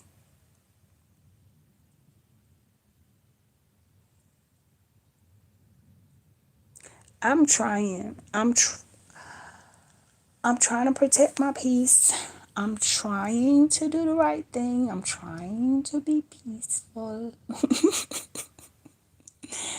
But like I said, some people will really, really take you there. Some people will actually lie on you, like lie on your name, and then it'll be something that you know, like if people really knew you, that they wouldn't even believe the lie. Like people would do anything to bash somebody who they either don't like or jealous of or anything like that. And it's like anybody who knows me well knows like I stay to myself. I don't even really go around a lot of functions and stuff. I'm constantly silly. I'm the silly one. I'm the one that'll get up and dance. Oh, but then they'll make a whole thing about that. They'll say, oh, she just wanted attention. I wanted to dance. I wanted to dance. If you wanted to dance, why you didn't get up and dance too? Oh, she just wanted attention. If I wanted attention, I would have came out here and danced half naked. Now that's different. I just came out here and danced because I love a good line dance. And if I hear a song and I know the line dance to that song, I want to get up and do it. But you got mean-hearted people that just will find anything to try to pick on.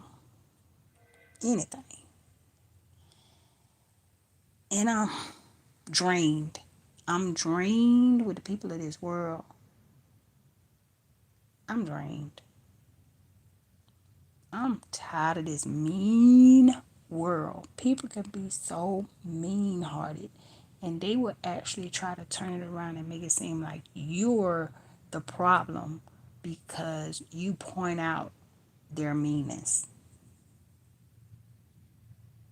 You point out their ill intentions. If I see you got ill intentions and I point it out, how am I the wrong person for pointing it out that I peeped it? Like they say, I peeped game. Yeah. But it's a lot of things going on. And that I was talking about that earlier, First Lady. I was talking about that earlier, how sometimes people be taking your energy. They will take your energy. They will take everything out of you. They will have you ripping and running. They will have you depleted. You'll stop taking care of yourself, trying to take care of others. And the whole time they sucking your energy dry. And next thing you know, it'll start showing up in your looks. You'll be looking around like, wait a minute, I used to take care of myself better than this. You're looking at yourself in the mirror and can't even recognize yourself. And then meantime, they glowing up because they done took your energy.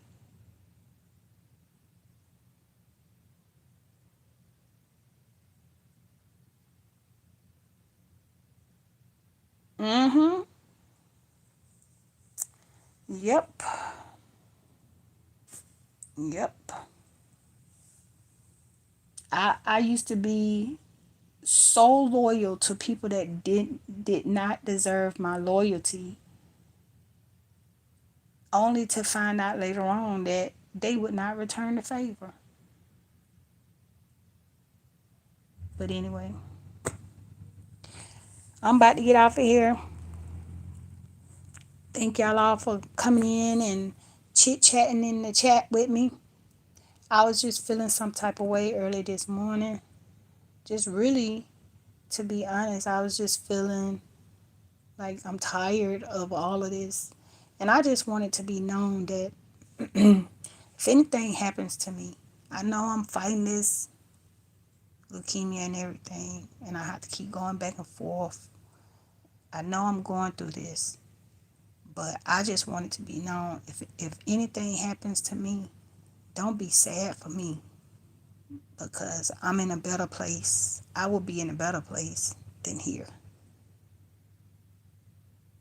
I will be in a much better place than here.